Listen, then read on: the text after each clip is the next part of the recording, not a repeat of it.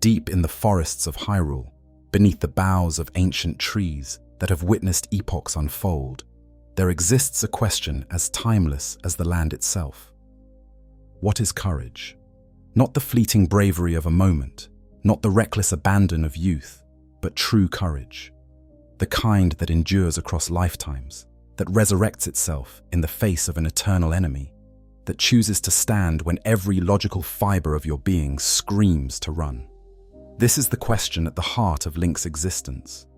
Across dozens of games spanning nearly 4 decades, we have watched a boy in green become the very definition of heroism.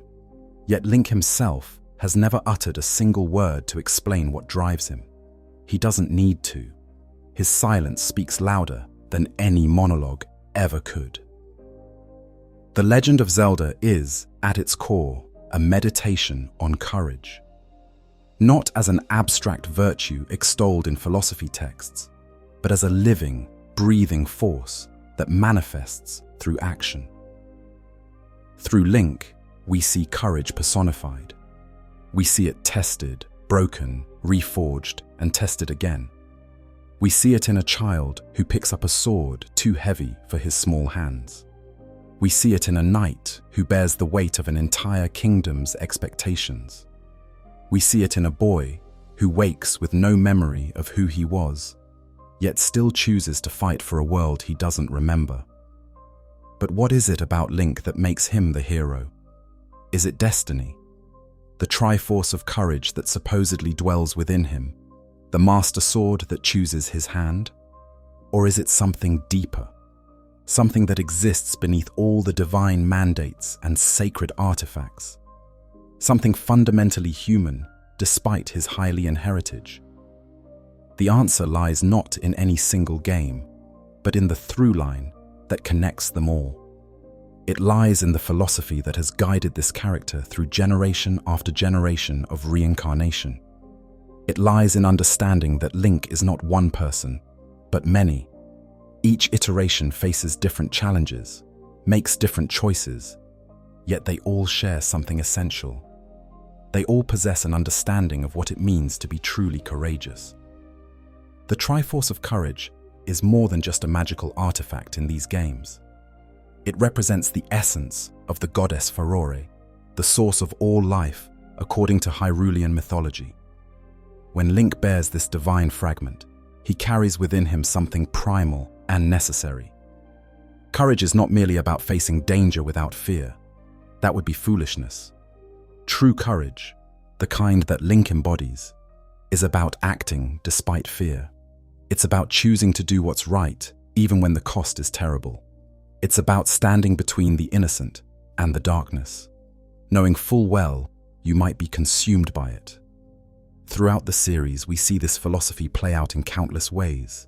We see it in a young boy on Skyloft who dives below the clouds to rescue his childhood friend, even though everyone believes the surface world to be a myth. We see it in a ranch hand from Auden Village who accepts the burden of becoming a hero, even when he just wanted to live a simple life. We see it in a child on Outset Island who demands to join a crew of pirates to save his sister, despite having no training, no weapons, and no plan beyond desperate determination. These are not stories about chosen ones who always knew their destiny. These are stories about ordinary people who chose to become extraordinary. That choice, that moment when someone decides that their fear matters less than their cause, is the wellspring from which all courage flows. Link's journey across the timeline of Hyrule is one of the most fascinating narrative structures in all of gaming. Unlike other long-running series where a single character ages and evolves, The Legend of Zelda presents us with a hero who is both one and many. Each Link is a different person living in a different era, yet they are all connected by something the series calls the spirit of the hero. This spirit is what defines them, what makes them Link, regardless of whether they're a knight of Hyrule or a simple island boy.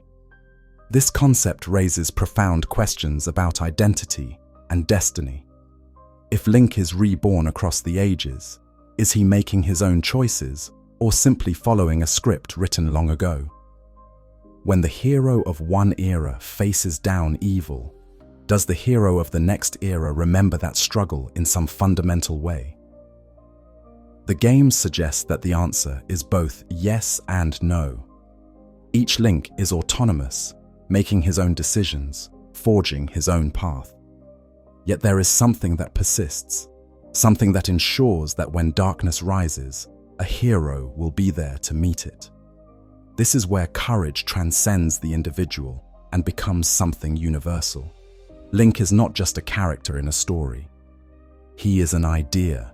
He represents the belief that heroism is not confined to the special or the chosen, but that it exists as a potential within anyone who has the courage to embrace it.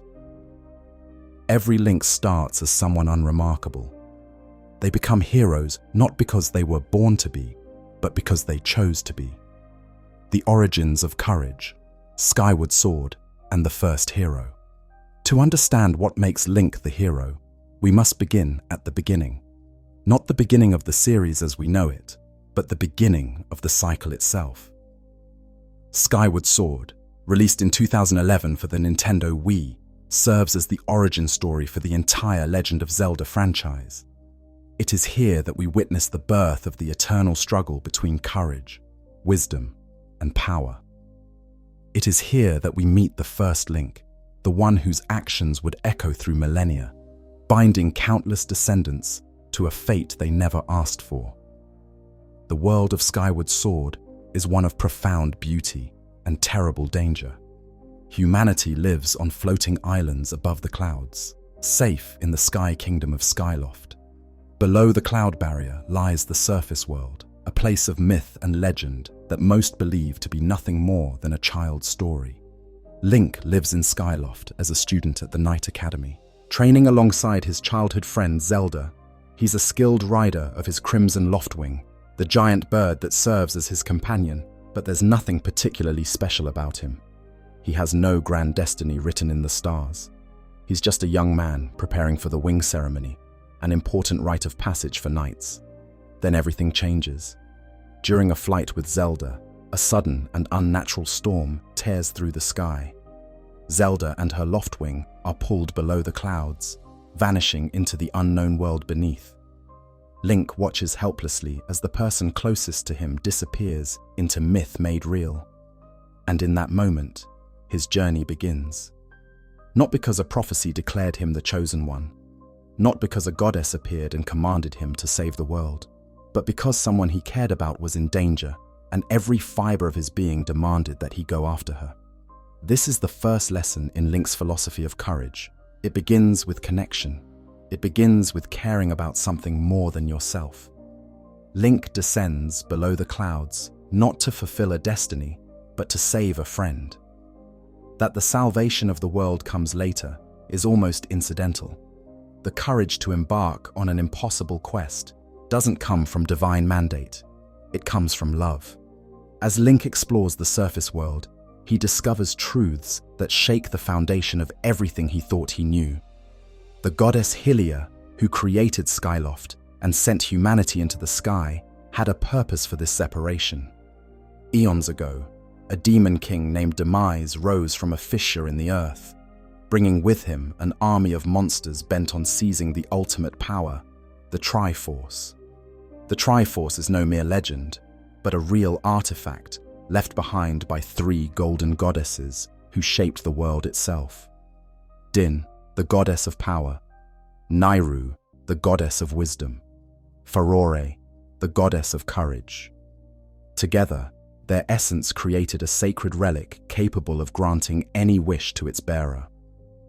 Hylia fought Demise with all her divine might, gathering the free peoples of the surface world into a great army.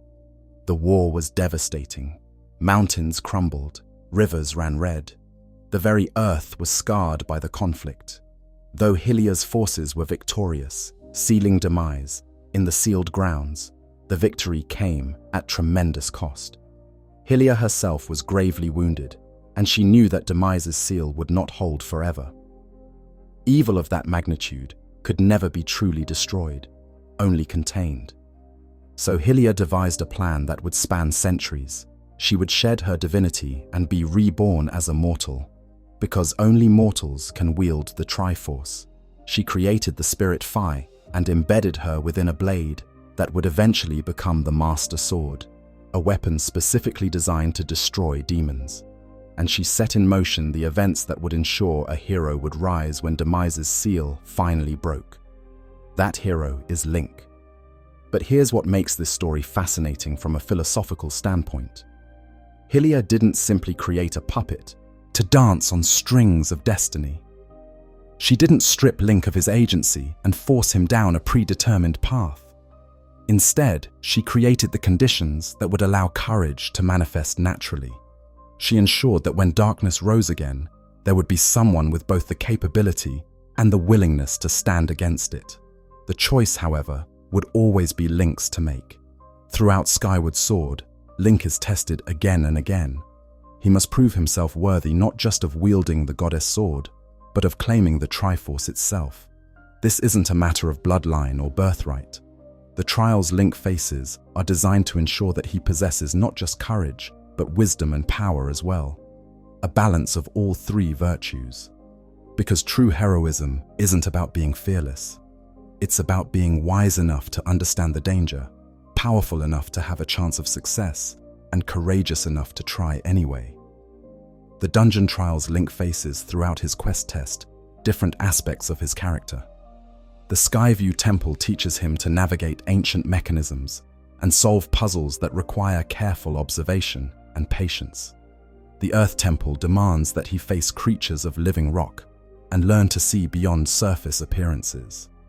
The Lanairu mining facility presents a world where time itself can be manipulated, where the past and future exist simultaneously, teaching him that actions have consequences that ripple across ages. But the true test comes in the final confrontation with Demise himself. By this point, Link has done everything asked of him. He has gathered the sacred flames and used them to transform the goddess sword into the Master Sword.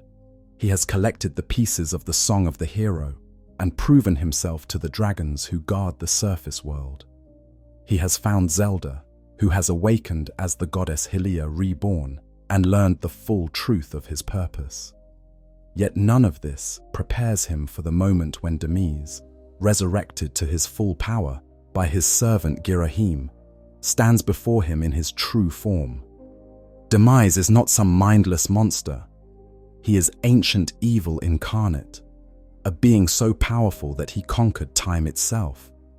His very presence warps reality around him. When Link faces him, it's not just a battle of swords. It's a battle between fundamental forces: light against dark, creation against destruction, courage against terror. The fight takes place in a realm separate from normal space and time, a pocket dimension where Demise's power holds absolute sway. The sky churns with ominous clouds, lightning crashes down, and Link can capture it with his sword, turning Demise's own element against him. The duel is intense, requiring perfect timing and complete mastery of every skill Link has learned throughout his journey. One mistake, one moment of hesitation, and Link will be obliterated. And Link wins. Not through divine intervention, not because destiny demanded it, but because he fought with every ounce of skill he'd developed, every lesson he'd learned, and every bit of courage he could muster. In that moment, Link proves that a mortal can stand against a god and triumph. Not because mortals are more powerful than gods, but because mortality itself grants something that immortality cannot understand. When you can truly lose everything, when your existence hangs in the balance with every choice, that's when courage means something. But the story doesn't end with Demise's defeat. As the Demon King's essence is sealed within the Master Sword, as his physical form begins to dissolve, he speaks words that will reverberate across every timeline, every era, every incarnation of Link and Zelda to come. With his final breath, Demise utters a curse. Extraordinary. You stand as a paragon of your kind, human, You fight like no human or demon I have ever known. Though this is not the end, my hate never perishes. It is born anew in a cycle with no end. I will rise again. Those like you, those who share the blood of the goddess and the spirit of the hero, they are eternally bound to this curse. An incarnation of my hatred shall ever follow your kind, dooming them to wander a blood-soaked sea of darkness for all time. This curse explains everything. It explains why evil keeps returning to Hyrule. It explains why Link and Zelda are reborn again and again across the ages. It explains the eternal nature of their struggle. But more than that, it transforms the entire narrative framework of the Legend of Zelda from simple fairy tale to existential tragedy. Link isn't just a hero who defeats evil and lives happily ever after. He's trapped in an eternal cycle, doomed to fight the same battle over and over across countless lifetimes. Every incarnation of Link is, in a very real sense, paying for the victory of the first Link.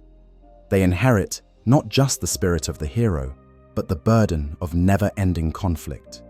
They are born into a world where they must fight, where they must suffer, where they must sacrifice, because one ancient demon king couldn't accept defeat with grace. This is where the philosophy of courage becomes truly profound.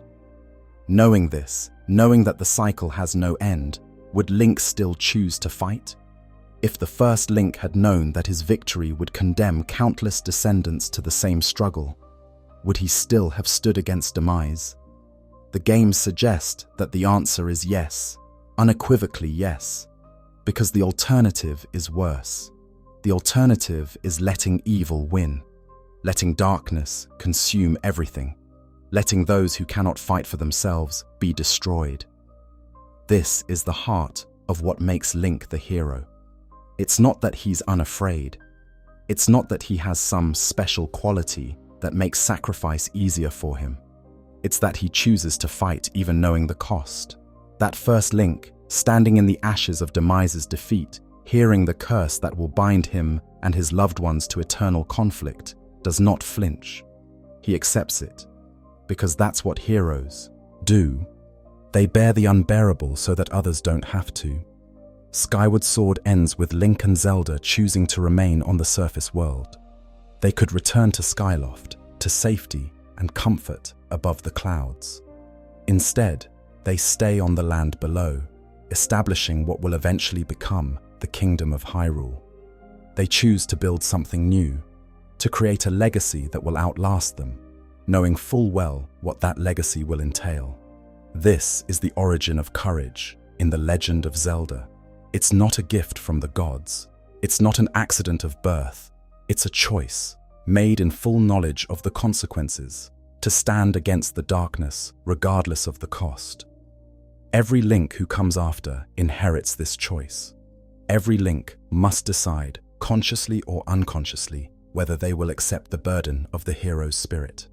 And every single one of them says yes. The nature of silent strength, perhaps the most defining characteristic of Link throughout the entire series, is his silence. In nearly 4 decades of games, across countless incarnations and adventures, Link has never spoken a single word of dialogue that players can hear. Oh, there are dialogue trees where we choose what Link might say, and other characters often reference things Link has told them. But we, the players, never hear his voice. We never see his words written on screen in a speech bubble. Link's thoughts and feelings are communicated entirely through action, through expression, through the choices we make on his behalf. This silence is not a limitation. It is a statement. In an age where games are filled with verbose protagonists who narrate their every thought, who explain their motivations in lengthy cutscenes, who never shut up about their tortured pasts and complicated feelings, Link's silence stands out like a beacon. It says something profound about the nature of heroism and courage. Words are cheap. Anyone can talk about being brave. Anyone can give stirring speeches about standing up to evil. But when darkness comes, when monsters threaten the innocent, when the entire world hangs in the balance, speeches don't save anyone. Action does. Link doesn't tell you he's going to be a hero. He doesn't explain his philosophy or justify his choices. He simply acts. When Zelda is kidnapped in Ocarina of Time, Link doesn't waste time delivering monologues about duty and destiny. He picks up his sword and goes to save her. When Hyrule is captured in Wind Waker, Link doesn't debate the ethics of confronting an ancient evil. He climbs aboard a pirate ship and demands they take him to the Forsaken Fortress. When Hyrule is ravaged by Calamity Ganon in Breath of the Wild, Link doesn't need to vocalize his determination to set things right. He simply starts walking toward Hyrule Castle, ready to finish what he started a century ago. But Link's silence isn't just about action over words. It's about something deeper. It's about the weight of responsibility and how that weight can crush the very soul of the person bearing it. In Breath of the Wild, Nintendo finally gave players a canonical explanation for why Link doesn't speak. The answer is found in Princess Zelda's diary, hidden away in her room in Hyrule Castle. In her private writings, Zelda reflects on her relationship with her appointed knight, the silent young man who follows her everywhere by royal decree. She writes about finally working up the courage to ask Link why he never talks and what he told her in response. When I finally got around to asking why he's so quiet all the time, I could tell it was difficult for him to say, but he did. With so much at stake and so many eyes upon him, he feels it necessary to stay strong and to silently bear any burden. A feeling I know all too well. For him, it has caused him to stop outwardly expressing his thoughts and feelings. I always believed him to be simply a gifted person who had never faced a day of hardship. How wrong I was. These words reframe Link's entire character. He's not naturally silent. He's not some stoic warrior who feels nothing. He's a young man who has been crushed under the weight of expectations. Born into a family of knights, Link showed exceptional talent from an early age. He could best adult warriors in combat when he was still a child. He pulled the Master Sword from its pedestal when he was barely more than a boy. He defeated guardians with nothing but a pot lid and perfect timing. Everyone looked at him and saw the perfect hero, the chosen one who would save Hyrule from Calamity Ganon. But inside, he was terrified. He knew how much was riding on him. He knew that if he failed, everyone would die. The kingdom would fall. Zelda would be killed. His friends, his family, everyone he'd ever known would be consumed by Ganon's malice. So he built walls. He pushed down every emotion, every fear, every doubt. He stopped smiling. He stopped talking. He became the perfect knight, silent and expressionless, because he believed that's what everyone needed him to be. This is tragically ironic, because in trying to be strong for everyone else, Link lost something essential about himself. Mipha, the Zora princess who loved him, recalls in her own diary how different Link became. She knew him when he was 4 years old, a cheerful child full of life and laughter. When he returned to Zora's domain years later as a knight bearing the Master Sword, he was changed. He no longer resembles the child I first met. He hardly speaks anymore, and smiles even more rarely. She notes that something had changed inside him, that he seemed to be looking past her, into a distance beyond, carrying a burden she couldn't see.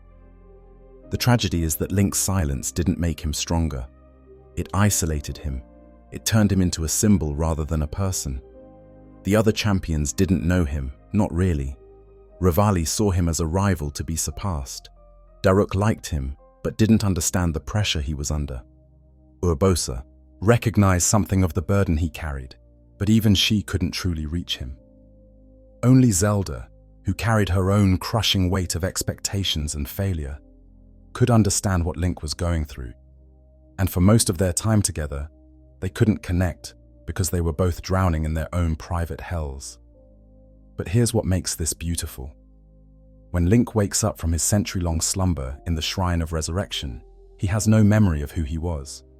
He doesn't remember being the chosen knight. He doesn't remember the crushing pressure of everyone's expectations. He doesn't remember forcing himself to be silent and expressionless. And without those memories, without that burden, Link's true personality emerges. The Link we play, as in Breath of the Wild, is curious, adventurous, occasionally mischievous. He'll eat dubious food just to see what happens. He'll shield surf down mountainsides for the sheer joy of it. He'll dress up in ridiculous outfits to sneak into places he's not supposed to be. He'll catch and ride anything that moves, from horses to bears to deer to the occasional lord of the mountain. This is who Link really is when he's not crushed under the weight of the world. This is the person he could have been if fate hadn't demanded he be a hero. Yet even without his memories, even without knowing why, Link still chooses to fight. He still journeys across Hyrule to free the divine beasts. He still reclaims the Master Sword. He still storms Hyrule Castle to face Calamity Ganon. Because courage isn't something you remember, it's something you are. This duality, the Link who existed before his memories return, and the Link who once bore the title of Knight, tells us something essential about the nature of silent strength. True strength isn't about suppressing your emotions and suffering in silence. That path leads only to isolation and despair. True strength is about being authentic to who you are, while still doing what needs to be done. It's about finding joy even in the midst of struggle. It's about maintaining your humanity even when the world wants to turn you into a symbol. The philosophy here is clear. Heroes aren't superhuman. They're human beings who choose to do superhuman things despite their very human fears and limitations. Link's silence in most games isn't a sign of strength. It's a sign of the terrible price that heroism can exact. It's a reminder that sometimes the people who seem strongest are the ones suffering most. In other incarnations of Link, his silence takes on different meanings. The Link of Wind Waker is naturally expressive, his face showing every emotion clearly. He's scared when Ganondorf appears. He's determined when he finally confronts the King of Evil. He's confused when ancient beings speak to him in languages he doesn't understand. His silence doesn't come from suppression, but from the simple fact that his actions speak louder than any words could. The Link of Twilight. Princess is more contemplative, a farm boy thrust into a conflict between light and shadow. His silence feels like restraint, like he's carefully considering every situation before acting. He's not closed off emotionally, as evidenced by his strong bond with Midna, but he's not one to waste words when a nod or a gesture will suffice. The Link of Skyward Sword is young and earnest, still learning what it means to be a hero.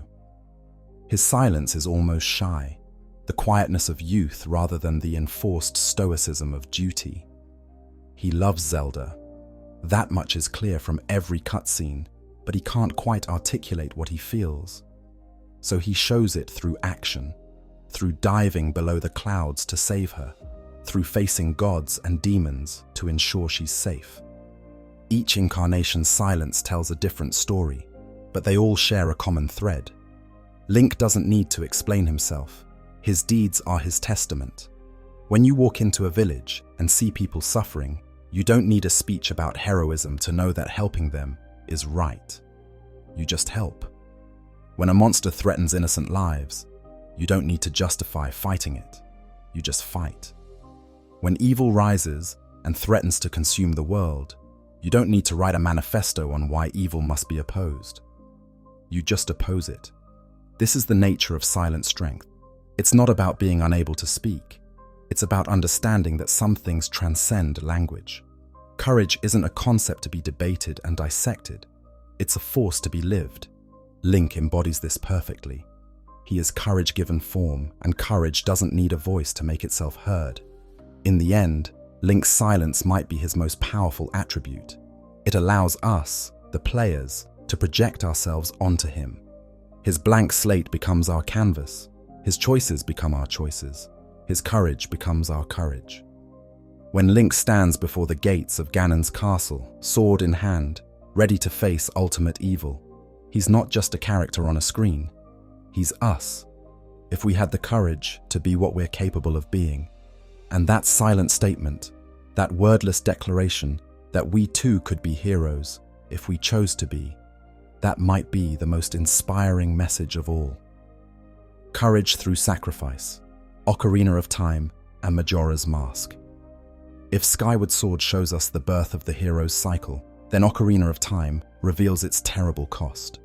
Released in 1998 for the Nintendo 64, Ocarina of Time is arguably the most influential game in the entire Legend of Zelda series.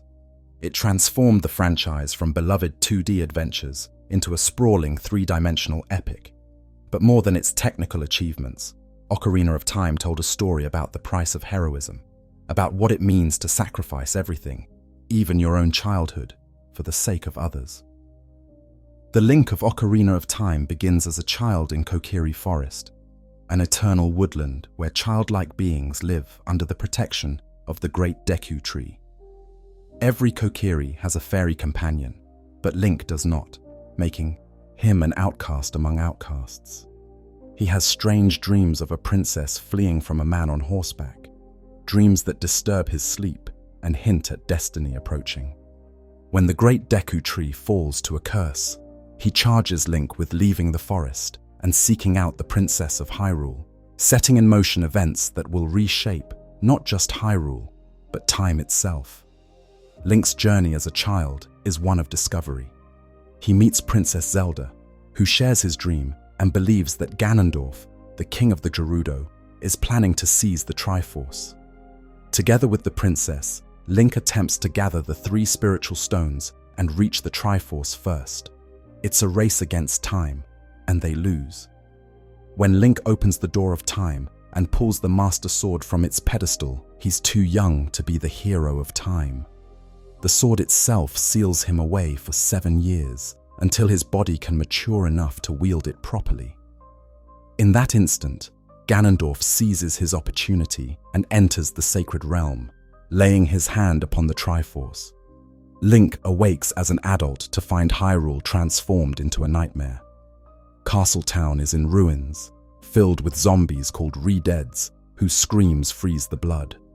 Lon Lon Ranch has been taken over by Ganondorf's followers. The Gorons are being fed to a dragon. The Zora are frozen beneath ice. Death Mountain erupts with unnatural fury. The once vibrant kingdom has become a wasteland of suffering, and Link is partially responsible. If he hadn't opened the door of time, Ganondorf would never have gotten in. This is Link's first true experience with the weight of consequences. He tried to do the right thing, and the world suffered for it. He tried to be a hero, and he became the instrument of disaster. The guilt of this must be staggering, yet Link doesn't fall into despair. He doesn't give up. Instead, he accepts responsibility and sets about trying to fix what he inadvertently broke. He awakens the 7 sages. He frees the divine beasts. He gathers the weapons and items needed to challenge Ganondorf's power. And ultimately, he storms Ganon's castle itself, facing the King of Evil in an apocalyptic confrontation that will decide the fate of the world. The final battle with Ganondorf is legendary, both in-game and in gaming culture. It takes place at the pinnacle of his tower, with the ruins of Hyrule spread out below. Ganondorf plays his organ, completely unconcerned with Link's arrival, supremely confident in his own power. The battle is a test of everything Link has learned, requiring him to reflect Ganondorf's magic back at him with carefully timed sword strikes, then rush into attack while the villain is stunned. When Ganondorf is finally defeated, the tower begins to collapse. Zelda and Link race to escape, but Ganondorf has one final transformation left in him. Using the Triforce of Power, Ganondorf transforms into Ganon, a massive beast of pure hatred and malice. In this form, he is terrifying, more primal force than thinking, being. He knocks the Master Sword from Link's hand, leaving him armed with only whatever secondary weapons he has collected. The battle takes place in a ring of fire while the castle crumbles around them. It's desperate, visceral, a fight for survival rather than glory. When Link finally recovers the Master Sword and drives it into Ganon's skull, it's not a triumphant moment. It's exhaustion, relief, the knowledge that somehow, impossibly, he survived. In the aftermath, the sages seal Ganon in the sacred realm. Zelda has the power to send Link back to his own time, to give him back the childhood that was stolen from him. She does so with her blessing, and Link awakens in the Temple of Time as a child once more, the Master Sword returned to its pedestal. But he carries with him the memory of everything that happened. He remembers being an adult. He remembers the friends he made. He remembers the horrors he witnessed and the battles he fought. He is a child with an adult's trauma, a boy who has seen things no child should see. This is where the true sacrifice becomes apparent. Link didn't just lose 7 years of his life. He lost his innocence. He lost the ability to just be a kid living in a forest with his fairy friends. He knows too much. He's seen too much. The weight of what he's experienced will mark him forever. And when he tries to warn others about Ganondorf, when he tries to prevent the tragedy before it happens, the knowledge he carries becomes both a gift and a curse. The story doesn't end there, however. Link's journey continues in Majora's Mask, released in 2000. This sequel is darker, stranger, more experimental than Ocarina of Time. It's a game about death and loss, and the desperate struggle to prevent catastrophe when you know it's inevitable. Link is searching for his lost friend Navi, the fairy who left him at the end of Ocarina of Time. In the Lost Woods, he's attacked by Skull Kid, who has been possessed by Majora's Mask, an ancient artifact of terrible power. Skull Kid steals Link's ocarina and his horse Epona, then uses the mask's magic to transform Link into a Deku scrub, a small plant-like creature. Link finds himself in Termina, a parallel world that exists separate from Hyrule, and Termina has 3 days left to live. The moon, twisted into a hideous face by Majora's power, is falling toward the world. In 72 hours, it will crash into Clocktown, the capital city, and obliterate everything. Everyone in Termina will die, and there's nothing anyone can do to stop it. The people of Clocktown are in denial, going about their lives as if nothing is wrong, even as the moon grows larger in the sky with each passing hour. Some prepare for the end, some celebrate, some give in to despair. But the end is coming, inexorable and absolute. Link, however, has one advantage. The Happy Mask salesman, a mysterious figure who possesses Majora's Mask's counterpart, teaches Link the Song of Time. This allows Link to reset the 3-day cycle, returning to the first morning before the apocalypse. It's a temporal loop, and Link is caught in it, reliving the same 3 days over and over, trying to find a way to stop the moon from falling. This is perhaps the darkest premise in the entire Legend of Zelda series. Link is trapped in a dying world, watching the same people face the same tragedies again and again, knowing that whatever small victories he achieves will be erased when he resets time. He can save someone on the first day, but to progress further, he must turn back the clock, and that person will need saving all over again. It's a Sisyphean task, made worse by the knowledge that everyone he's trying to save has already been doomed. The moon will fall, the world will end. The only question is whether Link can break the cycle before it happens for real.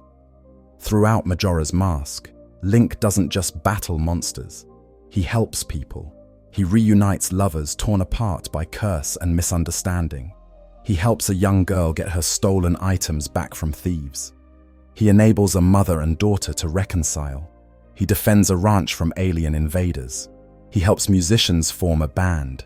He comforts the grieving and gives hope to the hopeless. All of this while wearing masks that transform him into different forms, each with its own painful backstory. The Deku mask is made from the soul of a dead Deku scrub who died in the Lost Woods. The Goron mask contains the spirit of a hero who failed to save his people. The Zora mask is created from a musician who died trying to save his lover. Every transformation is agony. When Link puts on these masks, he's not just changing his appearance, he's taking on the pain and memories of the dead. He becomes them, carrying their unfinished business, their regrets, their suffering. It's a burden no one should have to bear, yet Link bears it willingly because it's the only way he can help. He wears the masks of the dead so that the living might have a chance to survive. The final confrontation with Majora's Mask takes place on the moon itself, in a surreal dreamscape that defies all logic. It's here that Link must face not just the mask's power, but the question at the heart of Majora's Mask's philosophy. What do you do when the apocalypse is inevitable? How do you maintain hope when the end is guaranteed? How do you keep fighting when you know you might lose? The answer, the game suggests, is that you fight anyway. You help people even knowing your help might be temporary. You show kindness even when kindness seems meaningless. You act as if your actions matter, because in the moment, to the person you're helping, they do matter. Even if time resets, even if everyone forgets, even if the moon falls and obliterates everything. The courage to care, to try, to help, that courage is what makes us human. That courage is what makes Link a hero. When Link finally defeats Majora, when he saves Termina from annihilation, there's no grand celebration. There's relief, there's gratitude, but there's also the knowledge that Link will leave this world behind, continuing his search for Navi, carrying with him the memories of a place that only he fully remembers saving. The people of Termina will go on with their lives, most never knowing how close they came to oblivion. Only Link knows. Only Link carries that burden. This is the essence of heroic sacrifice. It's not about dying gloriously in battle. It's about carrying the weight of what you've done, of what you've seen, of what you know. It's about losing parts of yourself so that others can remain whole. Link sacrificed his childhood to save Hyrule. He sacrificed his peace of mind to save Termina. These aren't sacrifices anyone will build monuments to. These aren't the kind of sacrifices that earn glory and praise. They're quiet sacrifices. The kind that hollows you out from the inside. The kind that changes who you fundamentally are. Yet Link never asks for recognition. He never demands that people understand what he's given up for them. He simply does what needs doing, then moves on to the next crisis, the next catastrophe, the next person who needs help. This is what courage through sacrifice looks like. It's not beautiful, it's not inspiring, it's just necessary. And Link does it, because if he doesn't, no one else will. The courage to stand alone, Wind Waker, and choosing your own path. The Legend of Zelda. The Wind Waker, released in 2002 for the GameCube, represents something unique in the series. It's a game about what happens when the hero doesn't come, when evil rises and the world waits for salvation that never arrives, when the chosen one fails to manifest and ordinary people are left to fend for themselves. And in that vacuum of divine intervention, in that absence of destiny, something remarkable happens. Someone chooses to become a hero anyway. The world of Wind Waker is one of profound loss masked by cheerful aesthetics. Hyrule is gone, drowned beneath a vast ocean centuries ago. What remains are scattered islands dotting an endless sea, small pockets of civilization trying to survive in the ruins of what was. The people speak of an ancient hero, the hero of time, who saved the world from evil long ago. They dress their children in green tunics on their birthdays, a tradition meant to remember the legendary champion. But the hero himself is gone, and when Ganondorf returned from his imprisonment, he found a world with no Link to oppose him. So the gods flooded the world. Rather than let Ganondorf rule over Hyrule, the divine powers chose to drown the entire kingdom beneath the sea, freezing it in time, preserving it as a monument to what was lost. Ganondorf was sealed beneath the waves, along with everything else, and the survivors were left to build new lives on the island peaks that remained above water. It was a desperate solution, a last resort when the proper solution failed to materialize. The hero didn't come, so the sidekicks, gods took drastic action, and an entire civilization paid the price. This is the world Link is born into. Not Link the chosen hero, not Link the reincarnation of the legendary warrior, but Link, the island boy. He lives on Outset Island with his grandmother and his younger sister Hyrule. His life is simple, peaceful, unmarked by destiny or prophecy. He's never heard the call to adventure because there's no reason for anyone to call. The world is safe. Evil is sealed away. Heroes are stories you tell children, not something anyone needs to actually be. Then Hyrule is kidnapped. A massive bird called the Helmarok King, working for an unknown master, swoops down and carries Link's sister away to a place called the Forsaken Fortress. Link watches helplessly as his sister vanishes into the distance, and in that moment, everything changes. Not because destiny awakened, not because a voice from the heavens declared him the chosen one, but because his sister was in danger, and standing by wasn't an option. This is fundamentally different from how most Legend of Zelda games begin. Link isn't pulled into the adventure by prophecy or divine mandate. He isn't the only one capable of standing against evil. He's just a boy who wants his sister back and who has the stubborn determination to do whatever it takes to save her. When Tetra and her crew of pirates arrive on Outset Island, Link demands they take him with them. He has no weapons. He has no training. He has no idea what he's getting into. He just knows that Hyrule is in danger, and he will not abandon her. Tetra, the young captain of the pirates, dismisses Link as small fry. She thinks he's in over his head, that he'll be killed before he even reaches the Forsaken Fortress. But she's impressed by his determination, so she agrees to take him along. Link gets a sword, a shield, and a crash course in combat from Orca, Outset Island's swordmaster. Then he's off, sailing toward danger with nothing but desperate courage driving him forward. The first assault on the Forsaken Fortress is a disaster. Link is captured almost immediately, thrown in a cell, and eventually hurled from the fortress by the Helmarok King itself. He plummets into the ocean, where he's rescued by a talking boat who calls himself the King of Red Lions. This mysterious vessel reveals that the Forsaken Fortress is controlled by Ganondorf, the ancient evil who was sealed beneath the waves long ago. He's found a way to break free of his prison, and he's searching for something, someone specific. Princess Zelda, the descendant of the royal bloodline. Here's where things get interesting. The King of Red Lions asks Link to help stop Ganondorf, and Link could easily refuse. He could say that this is beyond him, that fighting an immortal demon king is something for proper heroes, not island boys with borrowed swords. His sister is safe, rescued by the pirates. His duty is fulfilled. He could go home. No one would blame him. No one expects him to save the world. But Link doesn't go home. He agrees to help. Not because he's destined to. Not because he has the spirit of the hero or the Triforce of Courage or any divine mandate.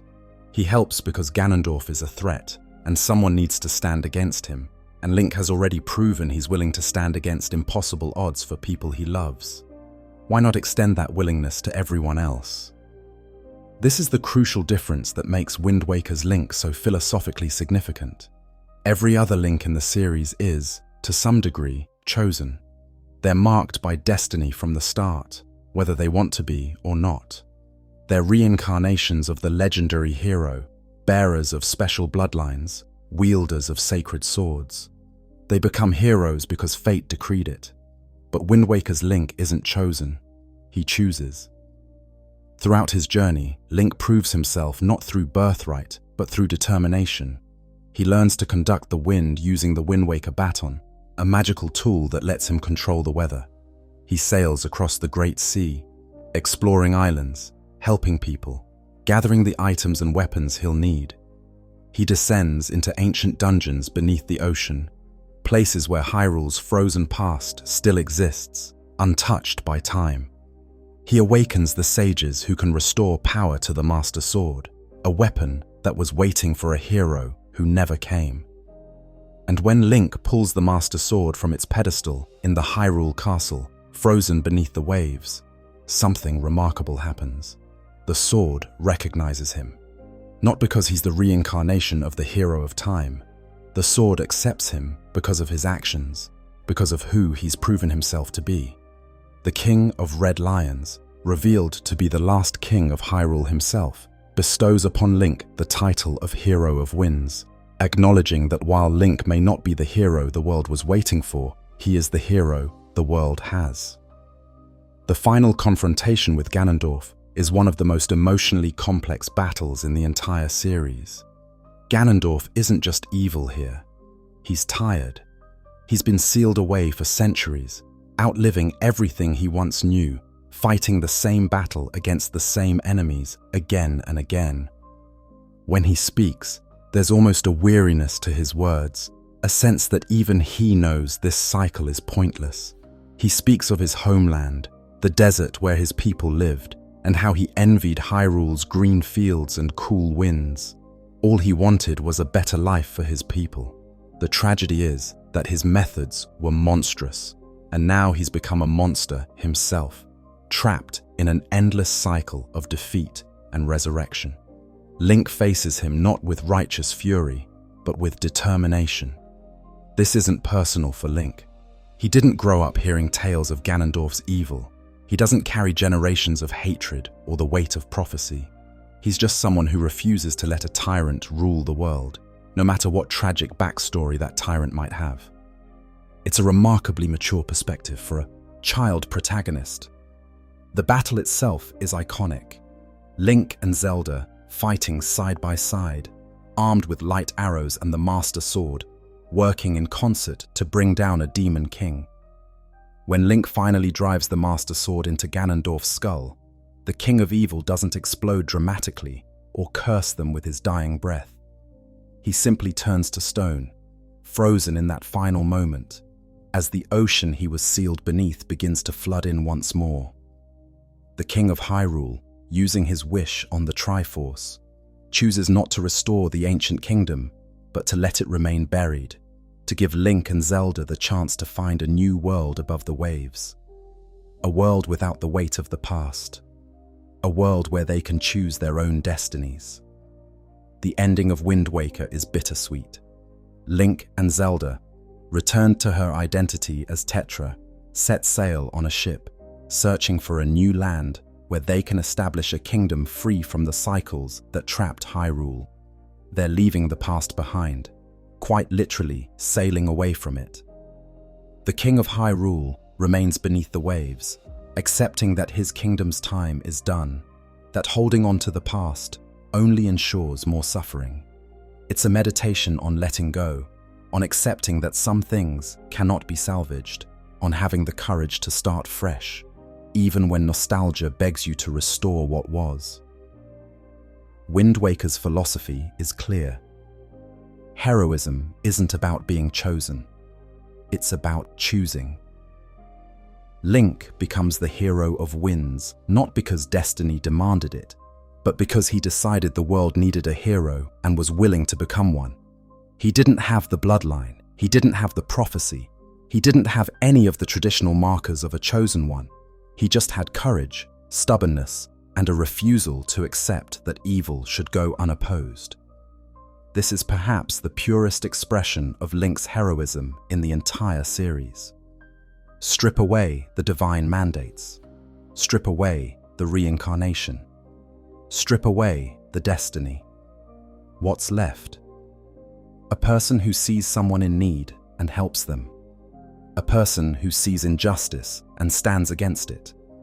A person who faces impossible odds, not because fate compels them, but because their conscience won't let them do otherwise. That's what makes someone a hero, not destiny, choice.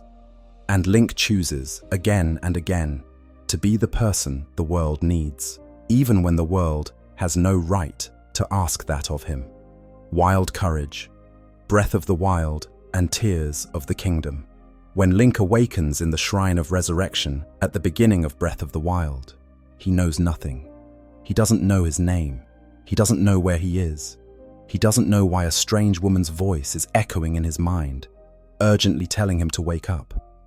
He stumbles out of the ancient Sheikah structure into the warm light of day, dressed in only a simple shirt and shorts, and finds himself overlooking a vast, beautiful, utterly foreign landscape.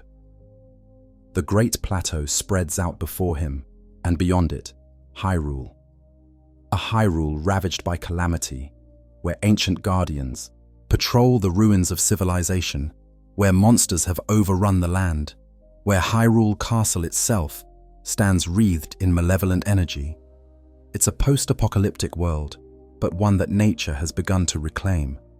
Grass grows through the cracks in ancient roadways. Wild animals roam freely. The ruins are being slowly absorbed back into the wild. Link has no memory of any of this. He doesn't remember the great calamity that struck a century ago. He doesn't remember being Princess Zelda's appointed knight. He doesn't remember wielding the Master Sword or battling alongside the champions in their divine beasts. He doesn't remember falling in battle, his body so broken that he had to be sealed away in a healing sleep that lasted 100 years, while Zelda fought alone to contain Calamity Ganon. All of that is gone, wiped away by the trauma of his near death and the century of induced slumber. What Link does have is a sense that something is wrong. That voice keeps calling to him. When he finds the Sheikah Slate, an ancient piece of technology, it activates at his touch, responding to him specifically. An old man appears, watching Link from a distance, offering guidance, but not answers. Everything suggests that Link is meant to do something, that he's here for a reason, but he doesn't know what that reason is. This is the most vulnerable Link has ever been. In previous games, even when Link starts as a simple child or farm boy, he has his community. He has people who know him, who care about him, who give him a foundation of identity. Breath of the Wild's Link has none of that. He's a stranger in a world that has moved on without him. The people he knew are dead or have lived entire lives in his absence. He is unmoored from time itself, a man out of place, a ghost walking through ruins of a life he can't remember living. And yet, despite all this, despite having every reason to simply walk away and start fresh somewhere, the voice can't reach him. Link chooses to answer the call. When he meets King Rome's spirit on the Great Plateau, when he learns the truth about the calamity and Zelda's century-long battle to contain it, when he discovers that he's Hyrule's last hope despite being a broken warrior with no memories, Link doesn't flee. He doesn't protest that this is too much, that he can't be expected to save the world when he doesn't even know who he is. He simply begins walking toward Hyrule Castle, because someone needs help, and if he's the only one who can provide it, then he will. This is wild courage. Courage without context. Courage without memory. Courage that exists as something essential to who Link is, so fundamental that even amnesia can't erase it. He doesn't remember being brave. He doesn't remember being a hero. He doesn't remember any of the battles he's won or the people he's saved. But when faced with evil, when given the choice between running away and fighting, he fights. Because that's who he is at his core. Throughout Breath of the Wild, Link can recover his memories by visiting specific locations across Hyrule. These memories are fragments, snapshots of his life before the calamity. Through them, we see who Link was. A prodigy who showed exceptional skill from childhood. A knight appointed to serve directly under Princess Zelda. A young man crushed under the weight of expectations, who believed he had to be perfect, who thought showing emotion was weakness, who silenced himself because he thought that's what a hero should be. We also see his relationship with Zelda evolve. Initially, she resents him. He makes everything look easy while she struggles to awaken her sacred power, despite years of prayer and training. He's a constant reminder of her failure, a silent judge following her everywhere by royal decree. But over time, as they face danger together, as Link repeatedly saves her life, as Zelda finally breaks through his walls enough to learn why he's so quiet, they become genuine friends, partners, two people bearing impossible burdens, finding in each other someone who understands. The most heartbreaking memory is the last one, recovered after all the others. Link and Zelda are fleeing through a field as guardians pursue them. Link has been gravely wounded protecting Zelda from the machines. He's barely conscious, stumbling. held up only by Zelda's support. They're going to die. The champions are dead. Hyrule has fallen. There's nothing left but this final, futile flight before the end. Then, Zelda's power finally awakens. In the moment of absolute desperation, when she's about to lose Link, just as she's lost everyone else, her sacred power manifests at last. She turns on the Guardians pursuing them, and they halt, deactivated by her divine authority. The Sheikah slate in Link's hand reacts, granting her access to its camera function. And Zelda, tears streaming down her face, takes one last photo of Link before his eyes close, before his unconscious body is taken to the Shrine of Resurrection.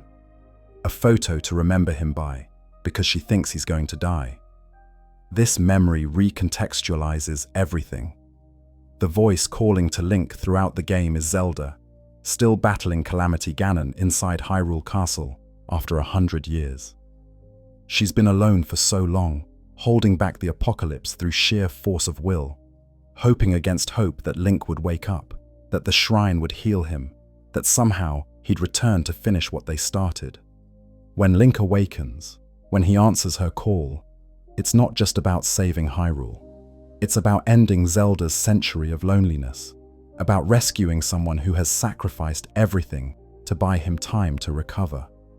The wild courage of Breath of the Wild isn't about charging into battle. It's about continuing to fight even when everything has been lost. It's about choosing to care for a world that has moved on without you. It's about accepting responsibility for a past you can't remember and a future you have no obligation to secure. Link could have walked away. He could have decided that his life before the Shrine of Resurrection was someone else's life, that the promises that person made died with the version of him that made them. But he doesn't, because promises aren't just about memory. They're about who you are.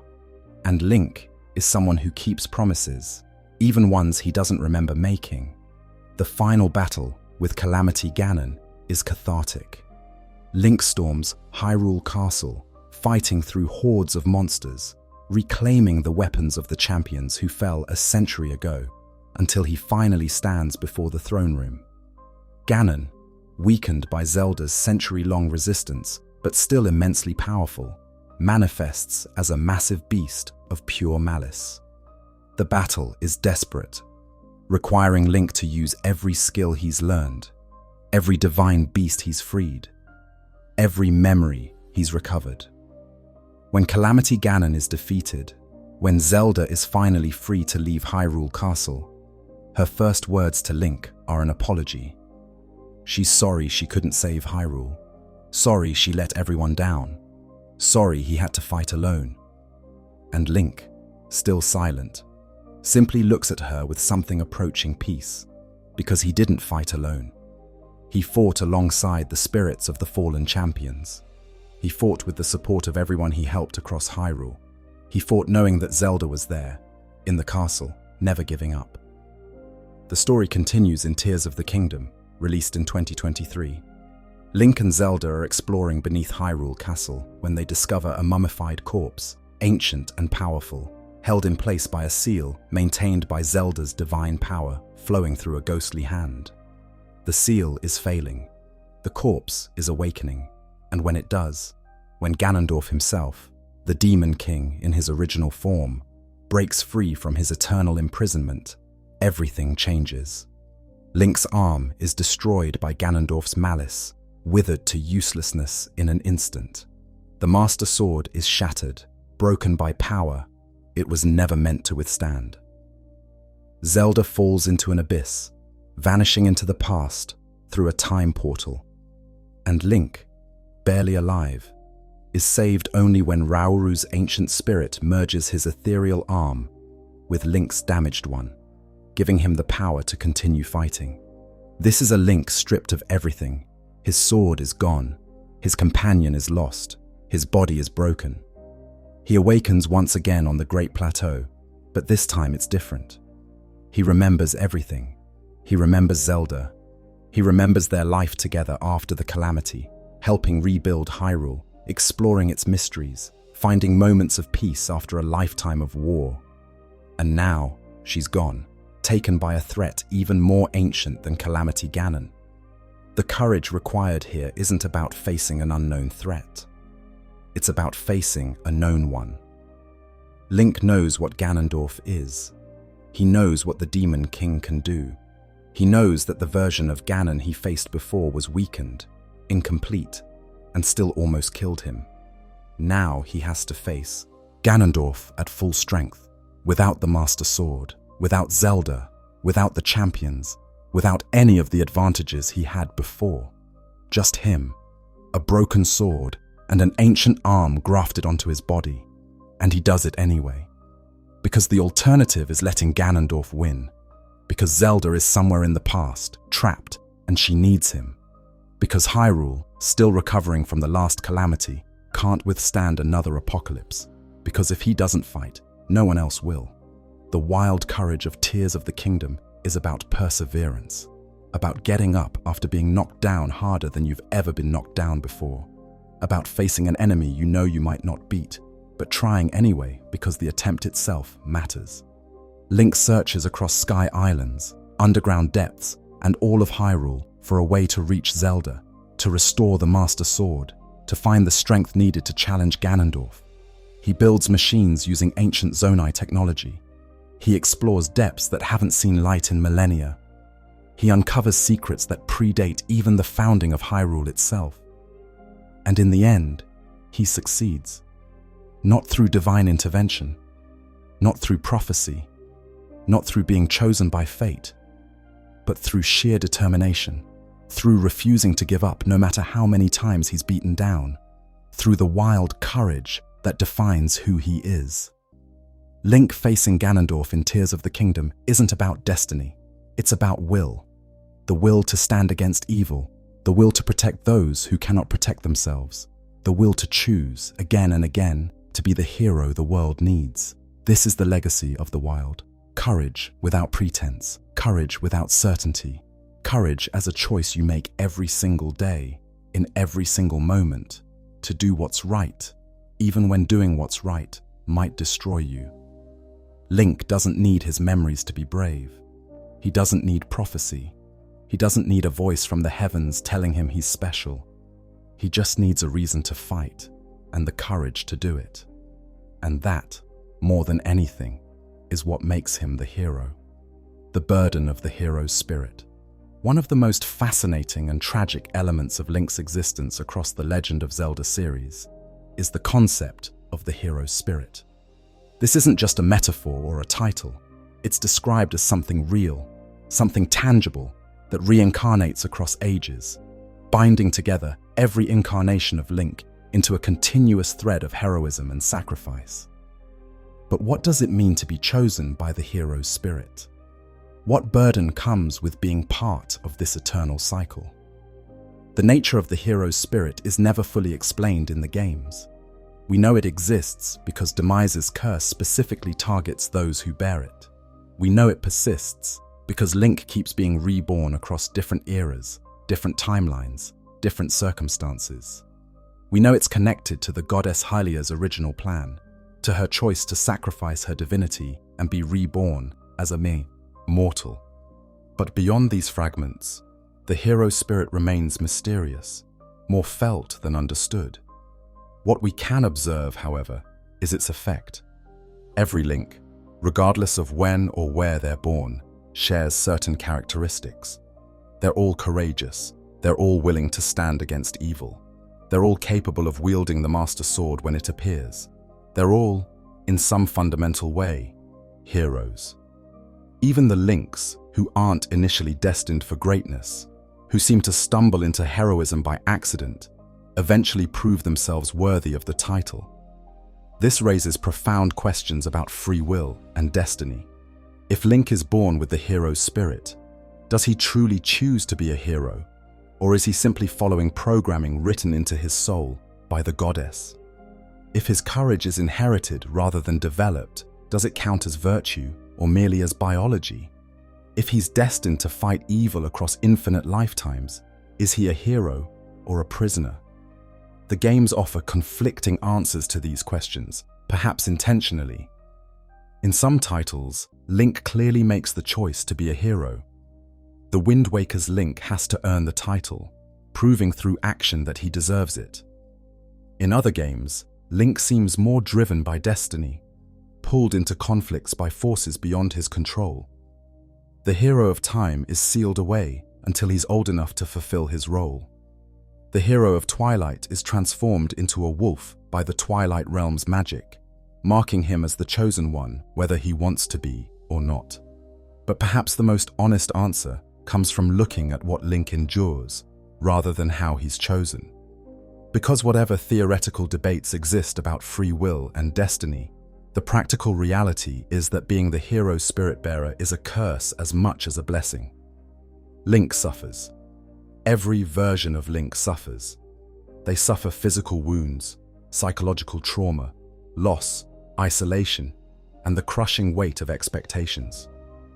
They give up normal lives, peaceful existences, chances at happiness, all because the world needs a hero, and they've been chosen to be that hero.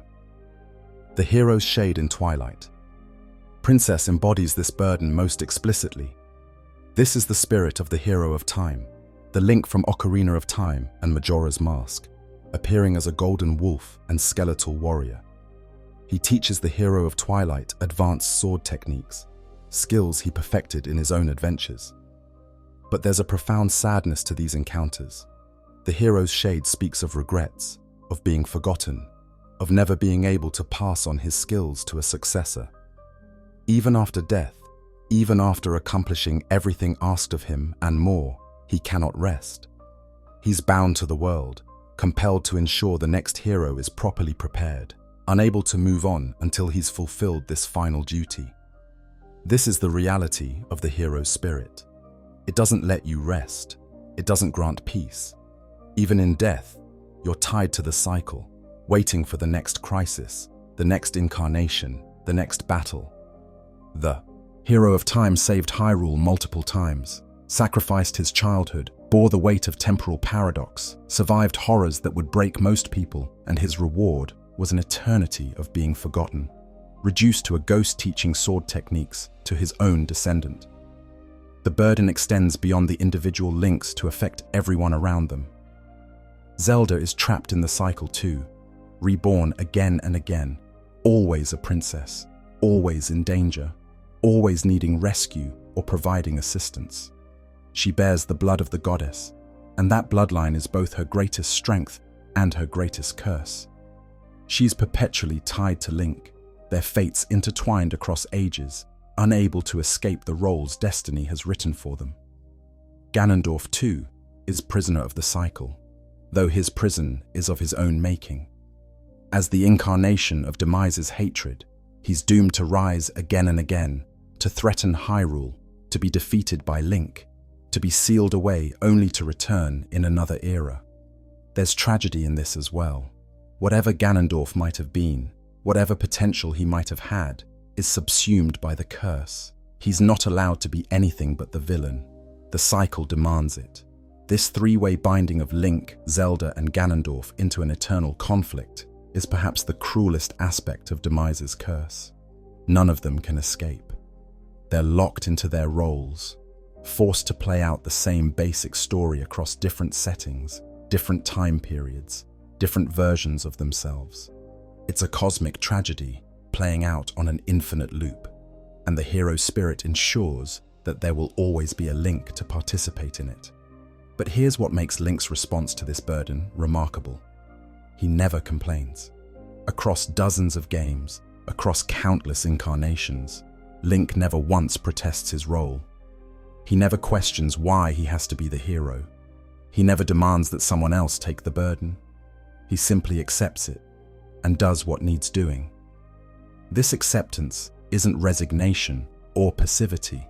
It's a conscious choice to bear an unfair burden because the alternative is worse. In Breath of the Wild, we see the psychological cost of this burden most clearly. Link is born into a family of knights, immediately marked by expectation. When he shows exceptional talent, those expectations multiply. When he pulls the Master Sword at a young age, he becomes the chosen one, the hero everyone is counting on. The pressure is immense, constant, inescapable. So he builds walls. He stops talking. He stops showing emotion. He becomes a perfect knight, silent and stoic, because he believes that's what everyone needs him to be. But inside, he's terrified. Zelda's diary reveals this truth. Link knows how much is riding on him. He knows that if he fails, everyone dies. So he pushes down every fear, every doubt, every human weakness, and presents a facade of invincibility. It's slowly killing him from the inside, but he maintains it anyway, because the alternative, showing weakness, seems unthinkable. When Link falls in battle against the Guardians, when his body is so broken that only ancient Sheikah technology can save him, it's almost a relief. The burden is lifted for a time. He's placed in the shrine of resurrection, unconscious, healing, unable to fail, because he's unable to do anything at all. And when he wakes up a century later with no memory, he's free. Free from expectations, free from the pressure, free from the crushing weight of being the chosen one. The Link who awakens in Breath of the Wild is fundamentally different from the Link who fell in battle. He's more expressive, more playful, more willing to be himself. He'll cook absurd meals just to see what happens. He'll dress in ridiculous outfits. He'll take unnecessary risks because they're fun. This is who Link could have been if the burden of the hero's spirit hadn't crushed him into silence. This is the person beneath the role. Yet even without his memories, even free from the expectations that once defined him, Link still chooses to be a hero. When he learns about Zelda fighting alone for a century, when he discovers that Hyrule needs saving, when he realizes he's the only one capable of defeating Calamity Ganon, he doesn't walk away. He accepts the burden again, willingly, knowing this time what it entails. Because someone has to. And if that someone is him, then so be it. This is the core of what makes the burden of the hero's spirit bearable for Link. It's not that he doesn't feel the weight. It's not that he's somehow immune to the psychological and emotional toll of eternal heroism. It's that he finds meaning in the struggle. He finds purpose in protecting others. He finds value in being the person who stands between the innocent and the darkness, even when that position costs him everything. The hero's spirit isn't just a magical force that compels Link to be brave. It's a reflection of who Link chooses to be in his soul. Each incarnation faces the choice again. Each could refuse. Each could decide that the burden is too much, that the cycle can break with them, that someone else can be the hero this time. And each chooses to accept the burden anyway, because that's what heroes do. They bear the unbearable. They endure the unendurable. They sacrifice themselves so that others might live. The burden of the hero's spirit is the knowledge that your work will never be done. That even if you save the world, evil will return in another form, another age, and someone bearing your spirit will have to fight again. That your sacrifice, however profound, is only temporary. That the cycle continues forever, and forever is a very long time to carry such weight. Yet Link carries it anyway. Not because he has to, not because destiny forces him, but because he chooses to, again and again, in every incarnation, in every timeline, in every version of Hyrule that needs a hero. This is what makes Link worthy of the hero's spirit. Not that he was chosen to bear it, but that he would choose to bear it even if he wasn't. Courage, manifest, the Master Sword and sacred artifacts. In the center of the Lost Woods, deep within a sacred grove that only the worthy can find, sits a pedestal.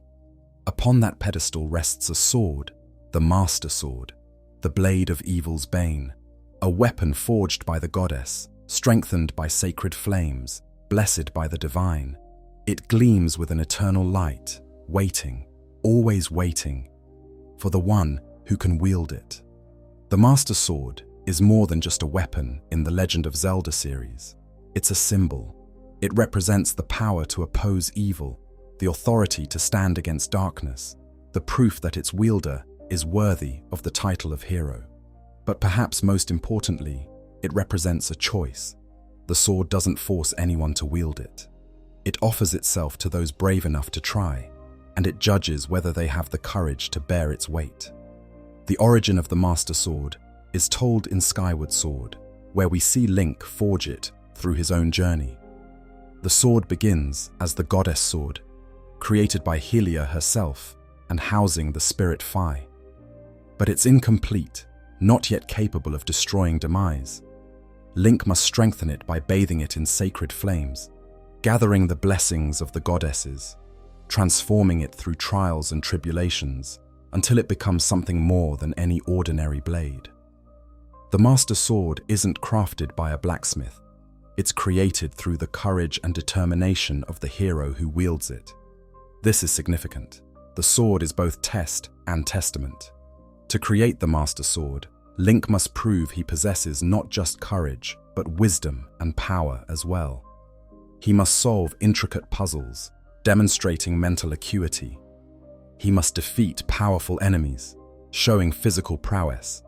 And he must face his fears, pushing forward even when the task seems impossible, exemplifying courage. The three sacred flames represent these three qualities, and only by proving himself in all three can Link forge the true Master Sword. Once complete, the Master Sword becomes the ultimate weapon against evil.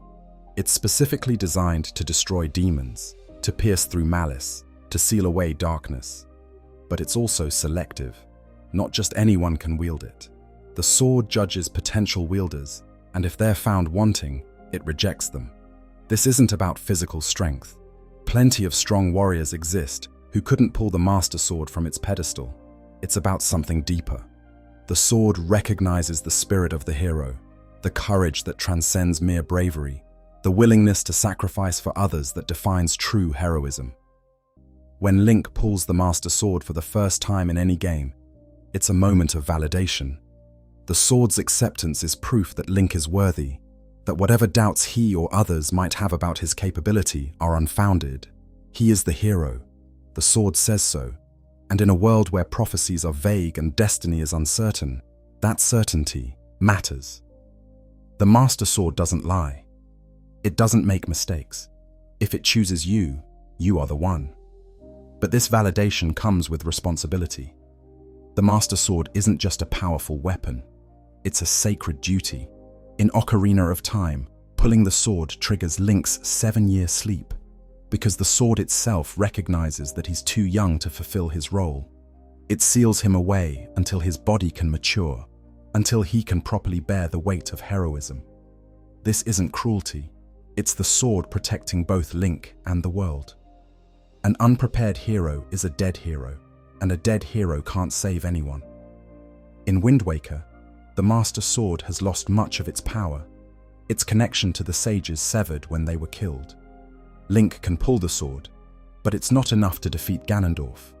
He must restore its power by awakening new sages, by connecting the sword to sources of holy energy once again. This teaches an important lesson. The sword is only as powerful as the hero who wields it and the world that supports them. Link can't save Hyrule alone, even with the Master Sword. He needs allies, helpers, people willing to lend their strength to his cause. In Breath of the Wild, the Master Sword plays a particularly interesting role. It's hidden in the Korok Forest, waiting in the same pedestal it's occupied for countless ages. But this time, pulling the sword is a test of endurance rather than purity. Link needs a certain number of heart containers, a representation of his life force, to withstand the sword's power as it judges him.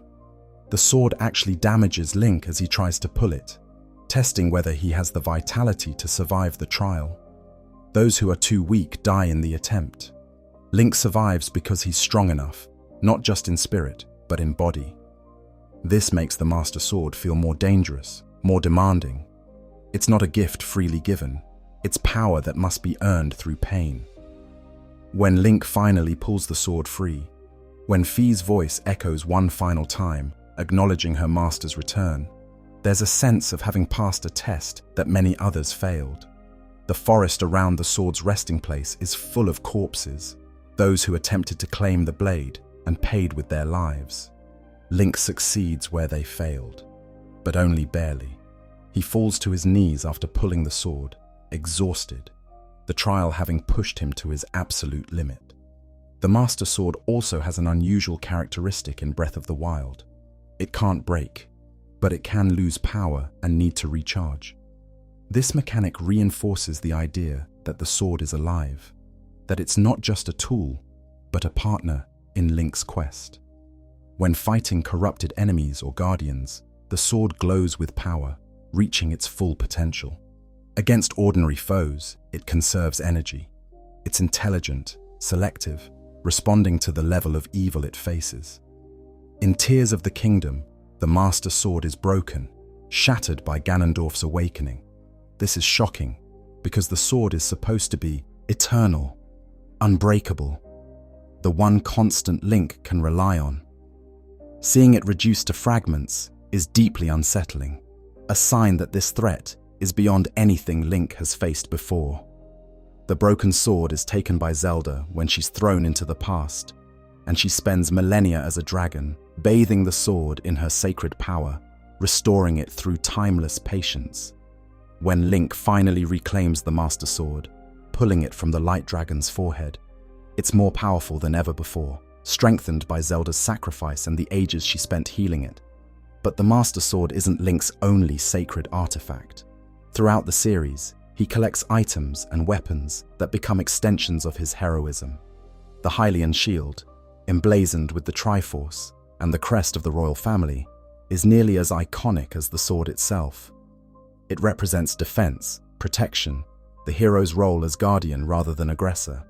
Link doesn't just destroy evil, he shields the innocent from it. The bow and light arrows are sacred weapons used in many final battles. The light arrows, in particular, are blessed by the gods, capable of piercing through darkness that ordinary weapons can't touch. They represent the power of wisdom, working in concert with courage. Zelda's contribution to Link's arsenal, her way of fighting alongside him, even when she can't be there physically. The various tunics and armor sets Link wears also carry significance. The iconic green tunic isn't just a fashion choice. In Wind Waker, it's explicitly stated to be clothing children wear on their birthdays, commemorating the legendary hero. Link wearing it is both honoring that legend and declaring his intention to live up to it. In Breath of the Wild, the champion's tunic is blue, marking Link as a knight of Hyrule rather than a wandering adventurer. The change in color reflects a change in identity from feral warrior to kingdom protector. The Triforce of Courage itself, when Link bears it, is perhaps the most sacred artifact of all. It's not a weapon or piece of armor. It's a fragment of divine power, the essence of the goddess Ferori, embedded in Link's being. In games where the Triforce splits, Link is always chosen to bear the courage piece, marked by it on the back of his hand. This mark glows when Link is near the other Triforce bearers, resonating with their power. The Triforce of Courage grants Link protection from dark magic and enhances his natural abilities. But more than its physical effects, it serves as validation. The fact that the Triforce chose Link, that it fled to him when Ganondorf tried to claim the complete Triforce, proves that Link embodies courage in its purest form. The gods themselves recognize his valor, blessing him with their power. All these artifacts share a common thread. They respond to worthiness. They're not trinkets to be collected or weapons to be purchased. They're extensions of heroism itself, tools that only function properly in the hands of someone truly courageous. A coward could pick up the Master Sword and find it just a heavy piece of metal. Link picks it up, and it becomes the blade of evil's bane. The difference isn't in the sword, it's in the wielder. This is what courage manifest means. It's not just about being brave in the abstract. It's about courage becoming physical, tangible, real. Link's courage isn't just an internal quality. It's something that changes the world around him. that transforms ordinary objects into sacred artifacts, that grants him access to power others can't touch. His courage makes itself manifest through the items he wields, the armor he wears, the weapons he carries. And the most powerful manifestation of all is Link himself. He is the artifact.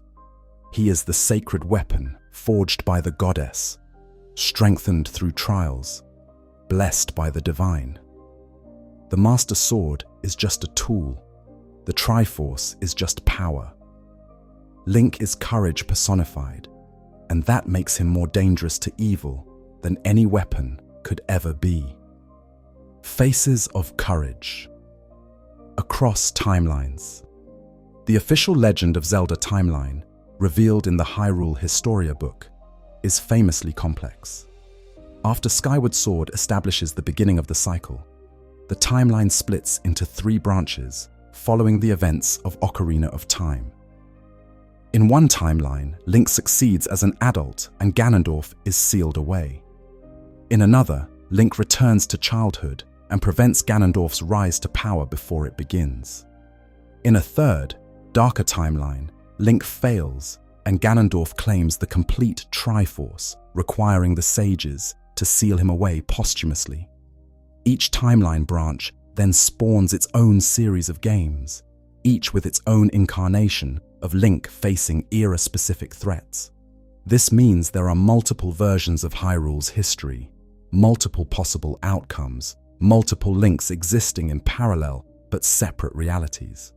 It's complicated enough that Nintendo has stated they view the timeline more as a helpful organization tool than strict canon, acknowledging that trying to make every game fit perfectly creates more problems than it solves. But from a philosophical perspective, the timeline splits are fascinating. They represent different expressions of courage, different ways heroism can manifest, different outcomes when the same basic story is told with variations. Each Link faces similar challenges, but how they face them, what they sacrifice, and what they achieve differs based on their specific circumstances.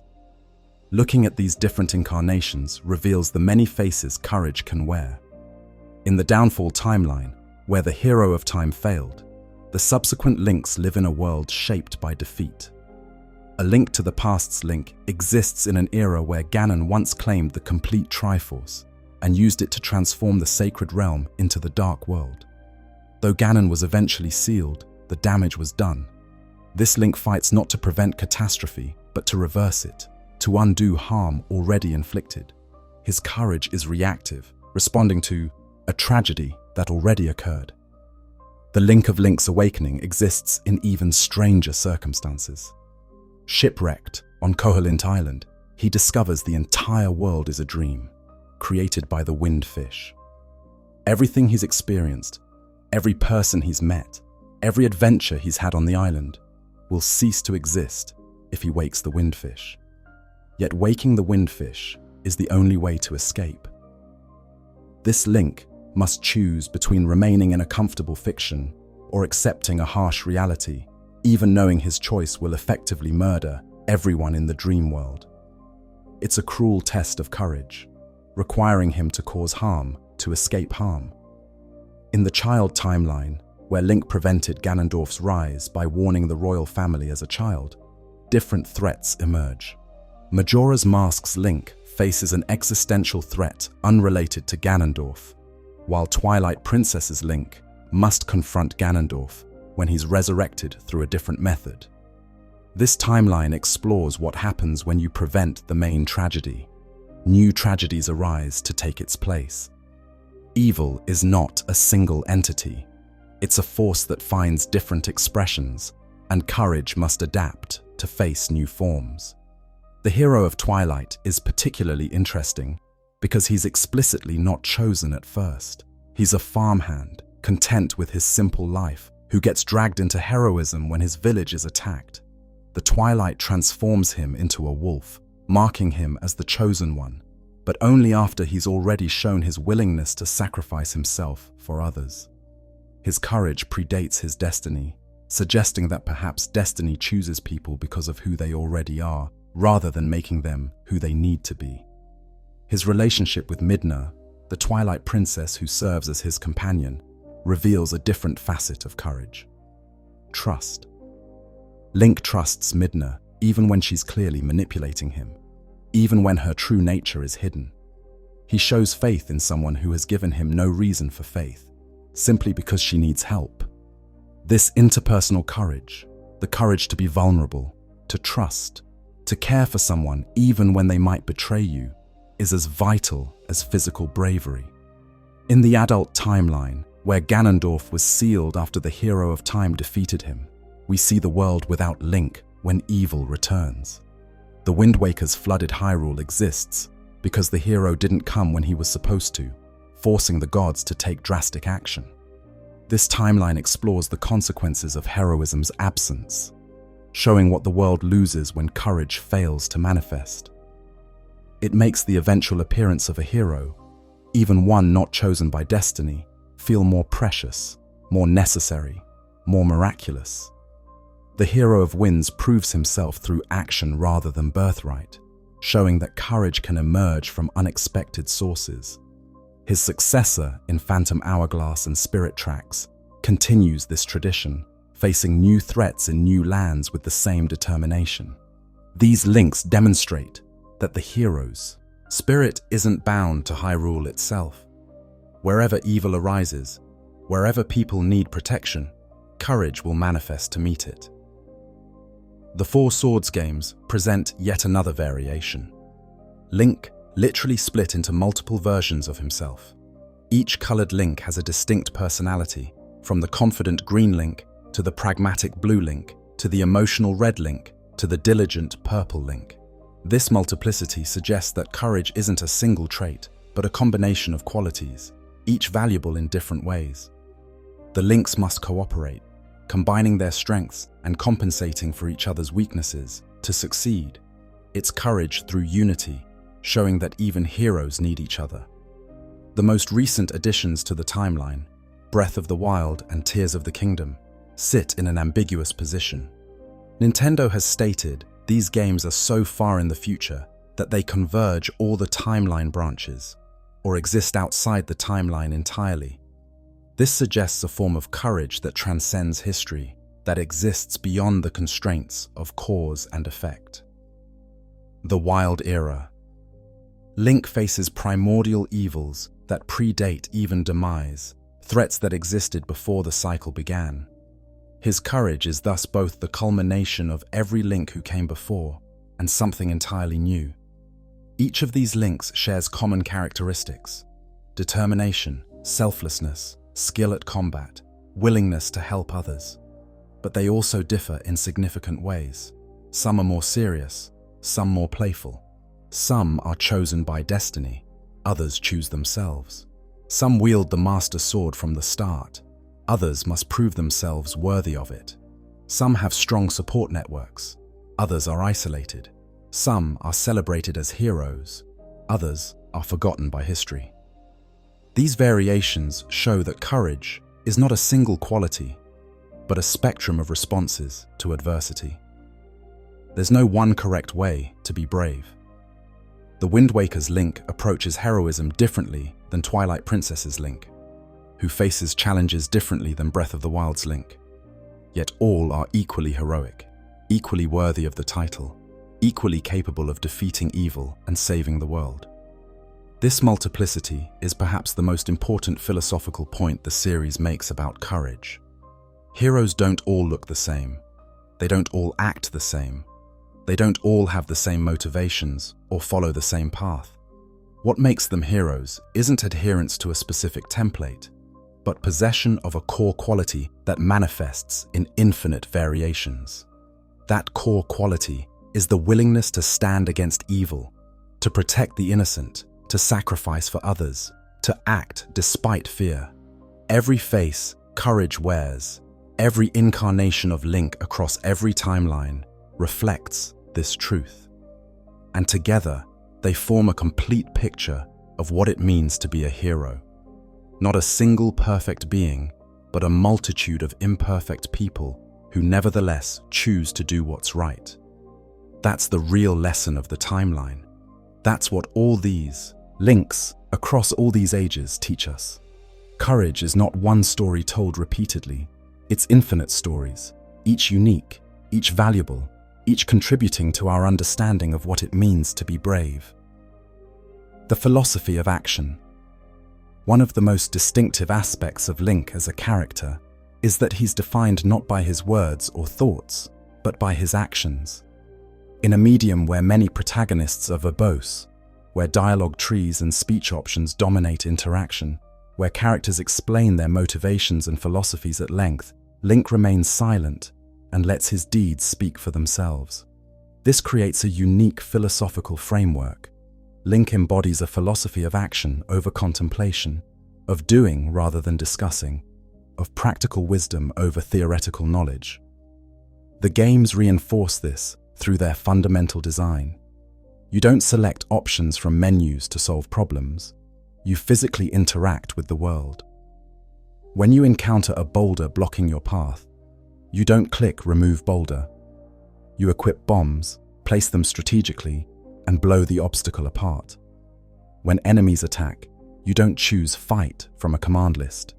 You draw your sword, time your strikes, dodge their attacks, and defeat them through your own skill. Every challenge requires direct engagement, hands-on problem-solving, active participation. This design philosophy mirrors Link's approach to heroism. He doesn't theorize about the best way to defeat evil. He goes out and defeats it. He doesn't debate the ethics of intervention. He intervenes. When someone needs help, his first instinct is to help them, not to consider whether helping is the optimal choice. This is practical courage in action, courage that manifests through deeds rather than declarations. Consider how Link approaches dungeons. Each is essentially a massive puzzle box, filled with enemies, traps, locked doors, hidden switches, and elaborate mechanisms. The dungeons don't come with instruction manuals. Link must explore, experiment, fail, and try again. He learns through doing. When he encounters a puzzle he can't solve, he doesn't give up. He tries different approaches. He uses different items. He examines the environment more carefully. He persists until he finds the solution. This trial and error methodology is significant. It suggests that wisdom isn't something you're born with or that gets handed to you. Wisdom is earned through experience, through testing theories against reality, through learning what works and what doesn't. Link becomes a better hero, not because he reads books about heroism, though library scenes do appear in several games, but because he goes out and experiences being a hero. Every dungeon makes him smarter. Every battle makes him more skilled. Every puzzle makes him better at problem solving. The items Link collects throughout his adventures function as tools for engagement with the world. The hookshot lets him reach distant places. Bombs break through barriers. Bows strike targets from afar. The boomerang stuns enemies and activates switches.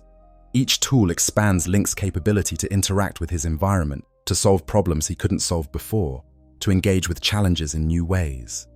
This is practical knowledge made physical. Each item represents a new skill learned, a new way of understanding how the world works. But Link's philosophy of action extends beyond physical problem solving. It applies to moral decisions as well. Throughout the series, Link constantly encounters people in need. Someone's cuckoos have escaped. Someone's cat is stuck in a tree. Someone's crops are being eaten by pests. Someone's family member is missing. These are side quests, optional tasks that don't advance the main plot. Yet Link consistently helps anyway, not because the game forces him to. The player can ignore these requests, but Link's character, his fundamental nature, is defined by helping. When he sees someone who needs assistance, he provides it. That's who he is. This reveals an important aspect of Link's moral philosophy. You don't wait for permission to do good. You don't require a divine mandate or a prophecy before you help someone. If you can help and someone needs help, you help. It's that simple. This is ethical action stripped to its essentials, freed from the complexity of moral philosophy, and reduced to a simple principle. Make the world better through your actions. The games reward this approach. Helping people often yields useful items, information, or abilities that aid Link's quest. But the reward isn't the point. The point is the helping. The point is that Link creates a network of allies and friends through his willingness to assist others. When he finally faces Ganon, or whatever ultimate evil threatens the world, he doesn't fight alone. He fights with the support of everyone he's helped along the way. Their hopes, their prayers, their belief in him, these things manifest as actual power, strengthening Link for the final battle. This demonstrates a key principle in Link's philosophy. Your actions ripple outward. Every person you help, every good deed you perform, every small kindness you show, these things accumulate and return to you multiplied. Not in a transactional sense, not as payment for services rendered, but because you've made the world a slightly better place, and that better world then helps you in return. It's calmer, but more immediate and concrete than abstract spiritual balance. Link's approach to problem solving also reveals a philosophy about failure. He fails constantly. He falls into pits. He gets hit by enemies. He attempts puzzles wrong and has to restart. He tries boss battle strategies that don't work and must adapt. But failure is never presented as something to be ashamed of. It's just information. That approach didn't work. Try something else. Failure is how you learn what not to do, which is just as valuable as knowing what to do. This is particularly evident in the more recent games with their emphasis on experimentation. Breath of the Wild actively encourages players to try ridiculous solutions to problems. Want to defeat a camp of bokoblins? You could fight them directly, or you could roll boulders down on them, or you could set the grass on fire and let the flames engulf them, or you could use metal objects and electricity, or you could sneak past them entirely. The game doesn't judge. There is no correct solution. There's only what works for you, in this moment, with the resources you have. This flexibility extends to combat. Unlike many action games, with specific combos or optimal strategies, Link's fighting style is adaptable. You can be aggressive or defensive. You can use brute force or clever tactics. You can rely on swordplay or archery or magic. You can exploit enemy weaknesses or overpower them through skill. The game allows for countless approaches, validating whatever method the player employs successfully. This teaches a lesson about real-world problem-solving. There are many paths to any goal, and the best path is the one that works for you. Link's philosophy of action also addresses the question of when to act. The answer is now. When evil rises, you fight it now. When someone needs help, you help them now. When a puzzle needs solving, you solve it now. Link doesn't procrastinate. He doesn't wait for optimal conditions. He doesn't endlessly prepare. He moves forward using what he has, trusting that he'll figure things out as he goes. This isn't recklessness. It's understanding that perfect preparation is impossible, and waiting for it only allows problems to worsen. Yet Link also shows patience when patience is required. He doesn't rush into situations where rushing would be fatal. He observes enemy patterns. He explores thoroughly before committing to a path. He returns to areas he couldn't fully explore earlier once he has the proper tools. His philosophy of action isn't about thoughtless activity.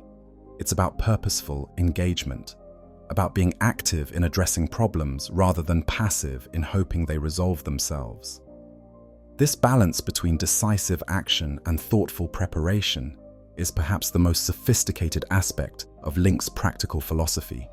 He acts when action is needed. He waits when waiting is wise. He fights when fighting is necessary. He helps when helping is possible. He learns from every experience and applies those lessons going forward. And through all of it, he remains silent, letting his deeds speak for themselves. Because in the end, actions are what matter. You can talk about being brave, but courage is demonstrated through brave acts. You can discuss helping others, but kindness is shown through kind deeds. You can theorize about heroism, but heroes are defined by heroic actions. Link understands this implicitly. He doesn't need to explain his philosophy because he lives it. Every dungeon cleared, every enemy defeated, every person helped, every problem solved. These are his thesis statements. This is his argument for how to live courageously. And unlike words, which can be misinterpreted or forgotten, actions speak a universal language. Anyone can understand what Link stands for by watching what Link does. He stands for action over inaction, for engagement over passivity, for practical solutions over theoretical debates, for helping over talking about helping, for doing what's right now, with what you have, regardless of whether conditions are perfect. This is the philosophy of action, and Link is its perfect embodiment. Compassion as courage.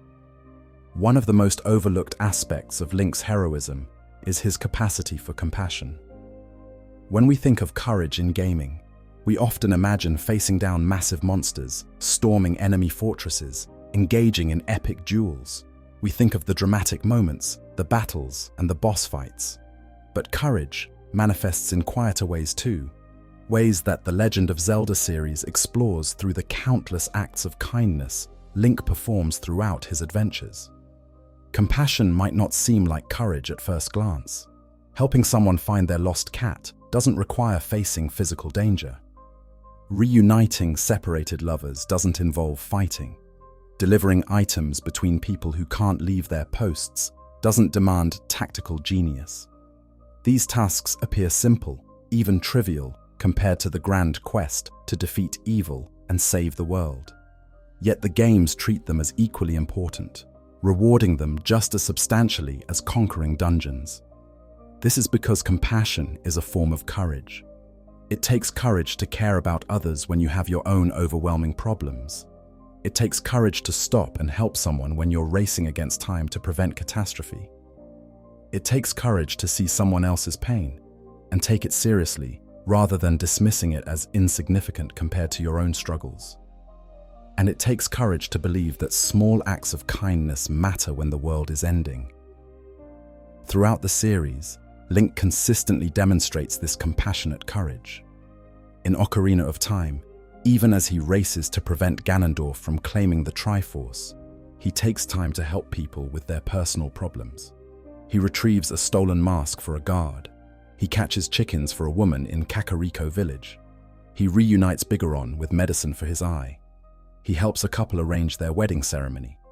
None of these tasks advance the main quest. They're simply things Link does because people need help. In Majora's Mask, this compassion becomes central to the entire game. Termina is ending in 3 days, and Link could theoretically just rush to stop the moon from falling, ignoring everyone else's problems in favor of the ultimate goal. But the game doesn't reward that approach. To truly save Termina, Link must help its inhabitants. He must bring comfort to the grieving. He must reunite families.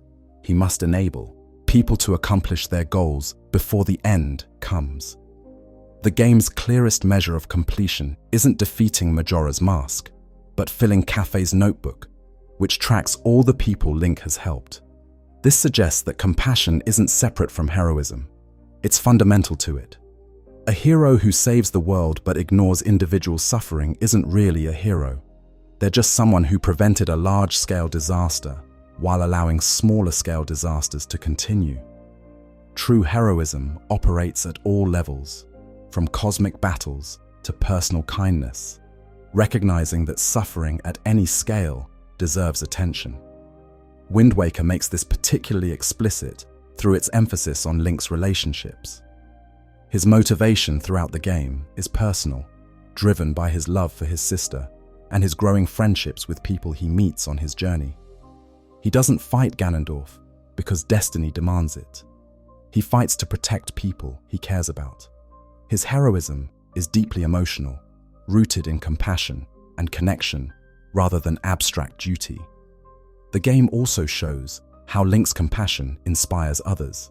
The King of Red Lions initially sees Link as a tool, someone to wield the Master Sword and defeat Ganon. But as he watches Link help people across the Great Sea, as he sees Link's genuine care for others, the King's perspective shifts. He begins to care about Link as a person rather than just a means to an end. Link's compassion is contagious. softening even those who've grown hard through loss and isolation. In Breath of the Wild, compassion becomes a survival tool. Link awakens in a world that has moved on without him, where most people don't know who he is or care about ancient heroes. He must earn people's trust and help. The only way to do this is through action, through showing that he's someone who can be relied upon.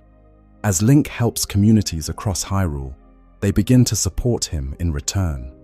The farmers of Hateno village accept him because he helps with their daily struggles.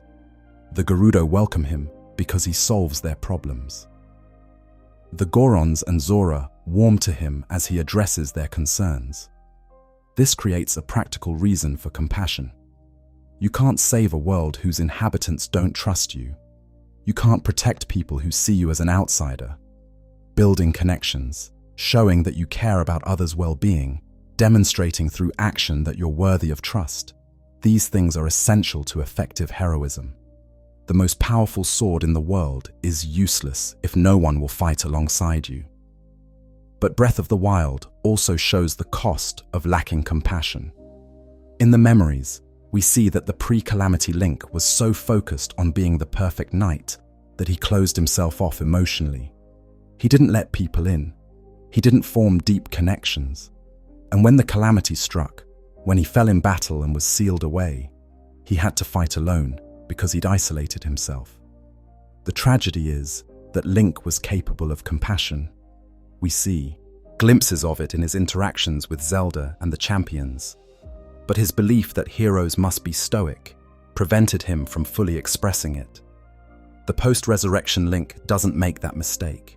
Without his memories of needing to be the perfect knight, he's free to be himself.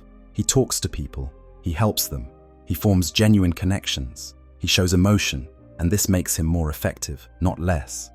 When he finally faces Calamity Ganon, he does so with the support of everyone he's helped, their collective hope manifesting as actual assistance in the battle. His compassion becomes his strength. The side quests in most Zelda games reinforce this message. They're designed to be emotionally resonant, telling small stories about people struggling with everyday problems. A child worried about their parent, an elderly couple separated by circumstance, a merchant trying to restore their business, an artist seeking inspiration. These stories matter because they show that Link cares about more than just the grand narrative. He cares about individuals, about their happiness, about their ability to live good lives even in a world threatened by evil. This is compassionate courage at its finest. It's easy to care about saving the world. That's abstract, impersonal. But caring about whether Mrs. Davis finds her missing chickens, that's specific, that's personal. That takes a different kind of strength because it requires seeing people as individuals with their own valid concerns, rather than background characters in your epic quest.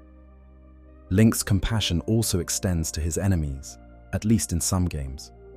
He doesn't fight out of hatred or bloodlust. He fights because these enemies threaten innocent people. When possible, he doesn't kill. He stuns. He disables. He drives off. Only when there's no other option does he destroy. This suggests a philosophy of minimum necessary force, of responding to threats proportionally rather than with excessive violence. Even toward Ganondorf, some incarnations of Link show a kind of weary compassion. In Wind Waker's ending, after Ganondorf is defeated, there's almost pity in how he's portrayed. He's turned to stone, frozen in his final moment, denied even the peace of death. Link and Zelda leave him there, not in triumph, but in solemn acknowledgement that this cycle of violence serves no one. Ganondorf is a victim of Demise's curse too, forever forced to be the villain, denied the chance to be anything else. That recognition, that capacity to see even your enemy as a tragic figure rather than pure evil, that's profound compassion. The courage this requires cannot be overstated. It's difficult to maintain compassion when you're suffering. It's difficult to care about others when you're barely surviving yourself. It's difficult to see enemies as people when they're trying to kill you. The easier path is to become hard, to shut off your emotions, to stop caring, because caring hurts. But Link never takes the easy path. He remains compassionate through everything, no matter how much that compassion costs him. This is perhaps the most heroic thing about Link. Not his combat skill, not his puzzle-solving ability, not his destiny as the chosen one, but his refusal to let a cruel world make him cruel in return. His determination to maintain his humanity in the face of inhumanity. His choice to continue caring about others, even when others' suffering might break him. That's not just courage. That's the highest form of courage. That's being brave enough to remain kind. Conclusion: the eternal return of courage. We began this exploration with a question: what makes Link the hero?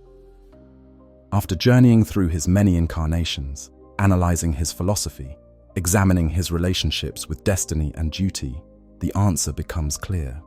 Link is the hero not because of what he is, but because of what he chooses to be. The Legend of Zelda series could have taken the easy route. It could have made Link special through bloodline, through genetic predisposition to heroism, through being the chosen one in a way that removes his agency. Some games flirt with these elements, suggesting Link is destined to be a hero. But the series always pulls back from determinism, always leaves room for choice, always makes it clear that Link's heroism is something he actively does, rather than something that passively happens to him. This is crucial. If Link were merely destiny's puppet, dancing on strings of prophecy, his courage would be hollow. What bravery is there in doing what fate compels you to do? What valor exists in choices you're not actually free to refuse? True courage requires the possibility of cowardice. True heroism requires the possibility of failure. True sacrifice requires the possibility of walking away. Link could refuse the call to adventure. He could decide someone else should save the world. He could choose his own safety over others' well-being. He never does. Across dozens of games, across 3 timelines, across ages and eras and different versions of Hyrule, every incarnation of Link makes the same choice. When evil rises, he stands against it. When people need help, he helps them. When darkness threatens to consume the world, he is the light that pushes it back. Not because he must, because he chooses to. This choice is what makes Link worthy of the hero's spirit. The spirit doesn't create his courage. It recognizes courage that already exists. The Triforce of Courage doesn't grant him bravery. It responds to bravery he already possesses. The Master Sword doesn't make him a hero. It acknowledges that he is one. All the divine mandates and sacred artifacts are reactions to who Link is, not creators of it. And who Link is, fundamentally, is someone who cares. He cares about his sister enough to chase after her when she's kidnapped. He cares about Zelda enough to dive below the clouds into a world of monsters. He cares about his friends enough to wear masks of the dead and relive their agonies. He cares about strangers enough to stop and help them with their problems. He cares about the world enough to fight for it, even when the world has forgotten him. This capacity to care, to remain emotionally invested in others' well-being, even when such investment brings pain, is Link's greatest strength. It's the source of his courage. Because real courage isn't about being fearless. It's about caring so much that fear becomes irrelevant. You're afraid, yes. The enemy is terrifying. The odds are impossible. The sacrifice required might destroy you. But someone needs help, and you care about them more than you fear for yourself. So you act despite the fear. That's courage. Link embodies this perfectly. In every game, he faces threats that could kill him. In every game, he has opportunities to flee, to hide, to let someone else bear the burden. In every game, he has a moment where he could choose safety over sacrifice. And in every game, he chooses sacrifice. He chooses to be the one who stands in harm's way. He chooses to be the shield between the innocent and the darkness. He chooses to be the hero. This eternal return of courage, this constant reincarnation of someone willing to fight evil across ages, is the Legend of Zelda's answer to nihilism. The series acknowledges that evil is persistent, that darkness will always return, that the battle is never truly over. Demise's curse ensures this. No matter how many times Link defeats evil, it will rise again in another form, another time, to threaten another era. The cycle has no end. In the face of this futility, Link could despair. What's the point of fighting if your victory is always temporary? What's the point of sacrificing if your sacrifice only buys time before the next crisis? What's the point of being a hero if evil is eternal? These are reasonable questions. The series doesn't dismiss them, but it answers them not with words, but with Link's continued existence, his continued choice to fight, his continued courage in the face of eternal struggle.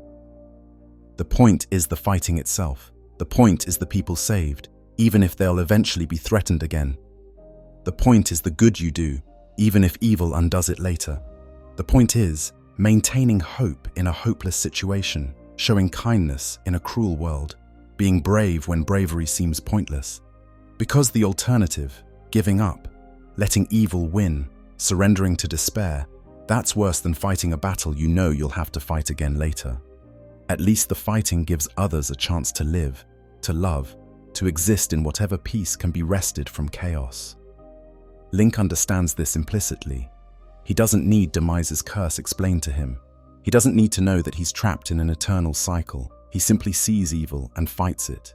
He sees suffering and alleviates it. He sees people in need and helps them. The cosmic implications of his actions, whether his victory is temporary or permanent, whether he's fated to return or this is his one life, none of that matters as much as the simple fact that right now, in this moment, someone needs a hero, and he chooses to be that hero. This is the philosophy of courage that the Legend of Zelda presents through Link. It's practical, not abstract. It's active, not passive. It's compassionate, not cruel. It's hopeful, not despairing. It's chosen, not compelled. And it's eternal, returning again and again whenever darkness rises. A constant reminder that as long as someone is willing to stand against evil, evil cannot truly win. Link is not the hero because he's special. He's the hero because he chooses to be, and he makes that choice again and again, in every incarnation, in every timeline, in every game. That choice, that eternal return of courage in the face of eternal evil, is what makes him worthy of the title. That choice is what makes him Link. And perhaps that's the most inspiring message of all. We're not destined to be heroes or villains. We're not locked into roles written by fate. We choose who we are through our actions. We become brave by doing brave things. We become kind by doing kind things. We become heroes by doing heroic things. Link proves this across decades of games and countless adventures. He shows us that heroism isn't about being chosen. It's about choosing. So when you face your own challenges, your own moments of fear and doubt, your own dark forces threatening to overwhelm you, remember Link. Remember the silent hero who faced impossible odds and won. Remember the boy who became a legend through courage, compassion, and choice. Remember that heroes aren't born, they're made, through 1,000 small decisions to do what's right instead of what's easy, to help instead of ignore, to fight instead of flee. The Legend of Zelda isn't just a story about a hero named Link. It's a story about what heroism means, about where courage comes from, about why we keep fighting even when the odds are impossible. It's a story about the triumph of determination over despair, of hope over nihilism, of courage over fear. And at the center of that story stands Link, silent but speaking volumes through his deeds, ordinary but achieving extraordinary things, mortal but facing down gods. He is the hero not because destiny made him one, but because he chose to be one. And that choice, repeated across ages and timelines and incarnations, is what makes the Legend of Zelda legendary. If you enjoyed this deep dive into the philosophy of courage in the Legend of Zelda series, please like and subscribe to the channel. Let me know in the comments which incarnation of Link is your favorite and why. What does courage mean to you? How do you apply Link's philosophy in your own life? I'd love to hear your thoughts. Until next time, stay brave, stay kind, and remember, when darkness rises, be the one who stands against it.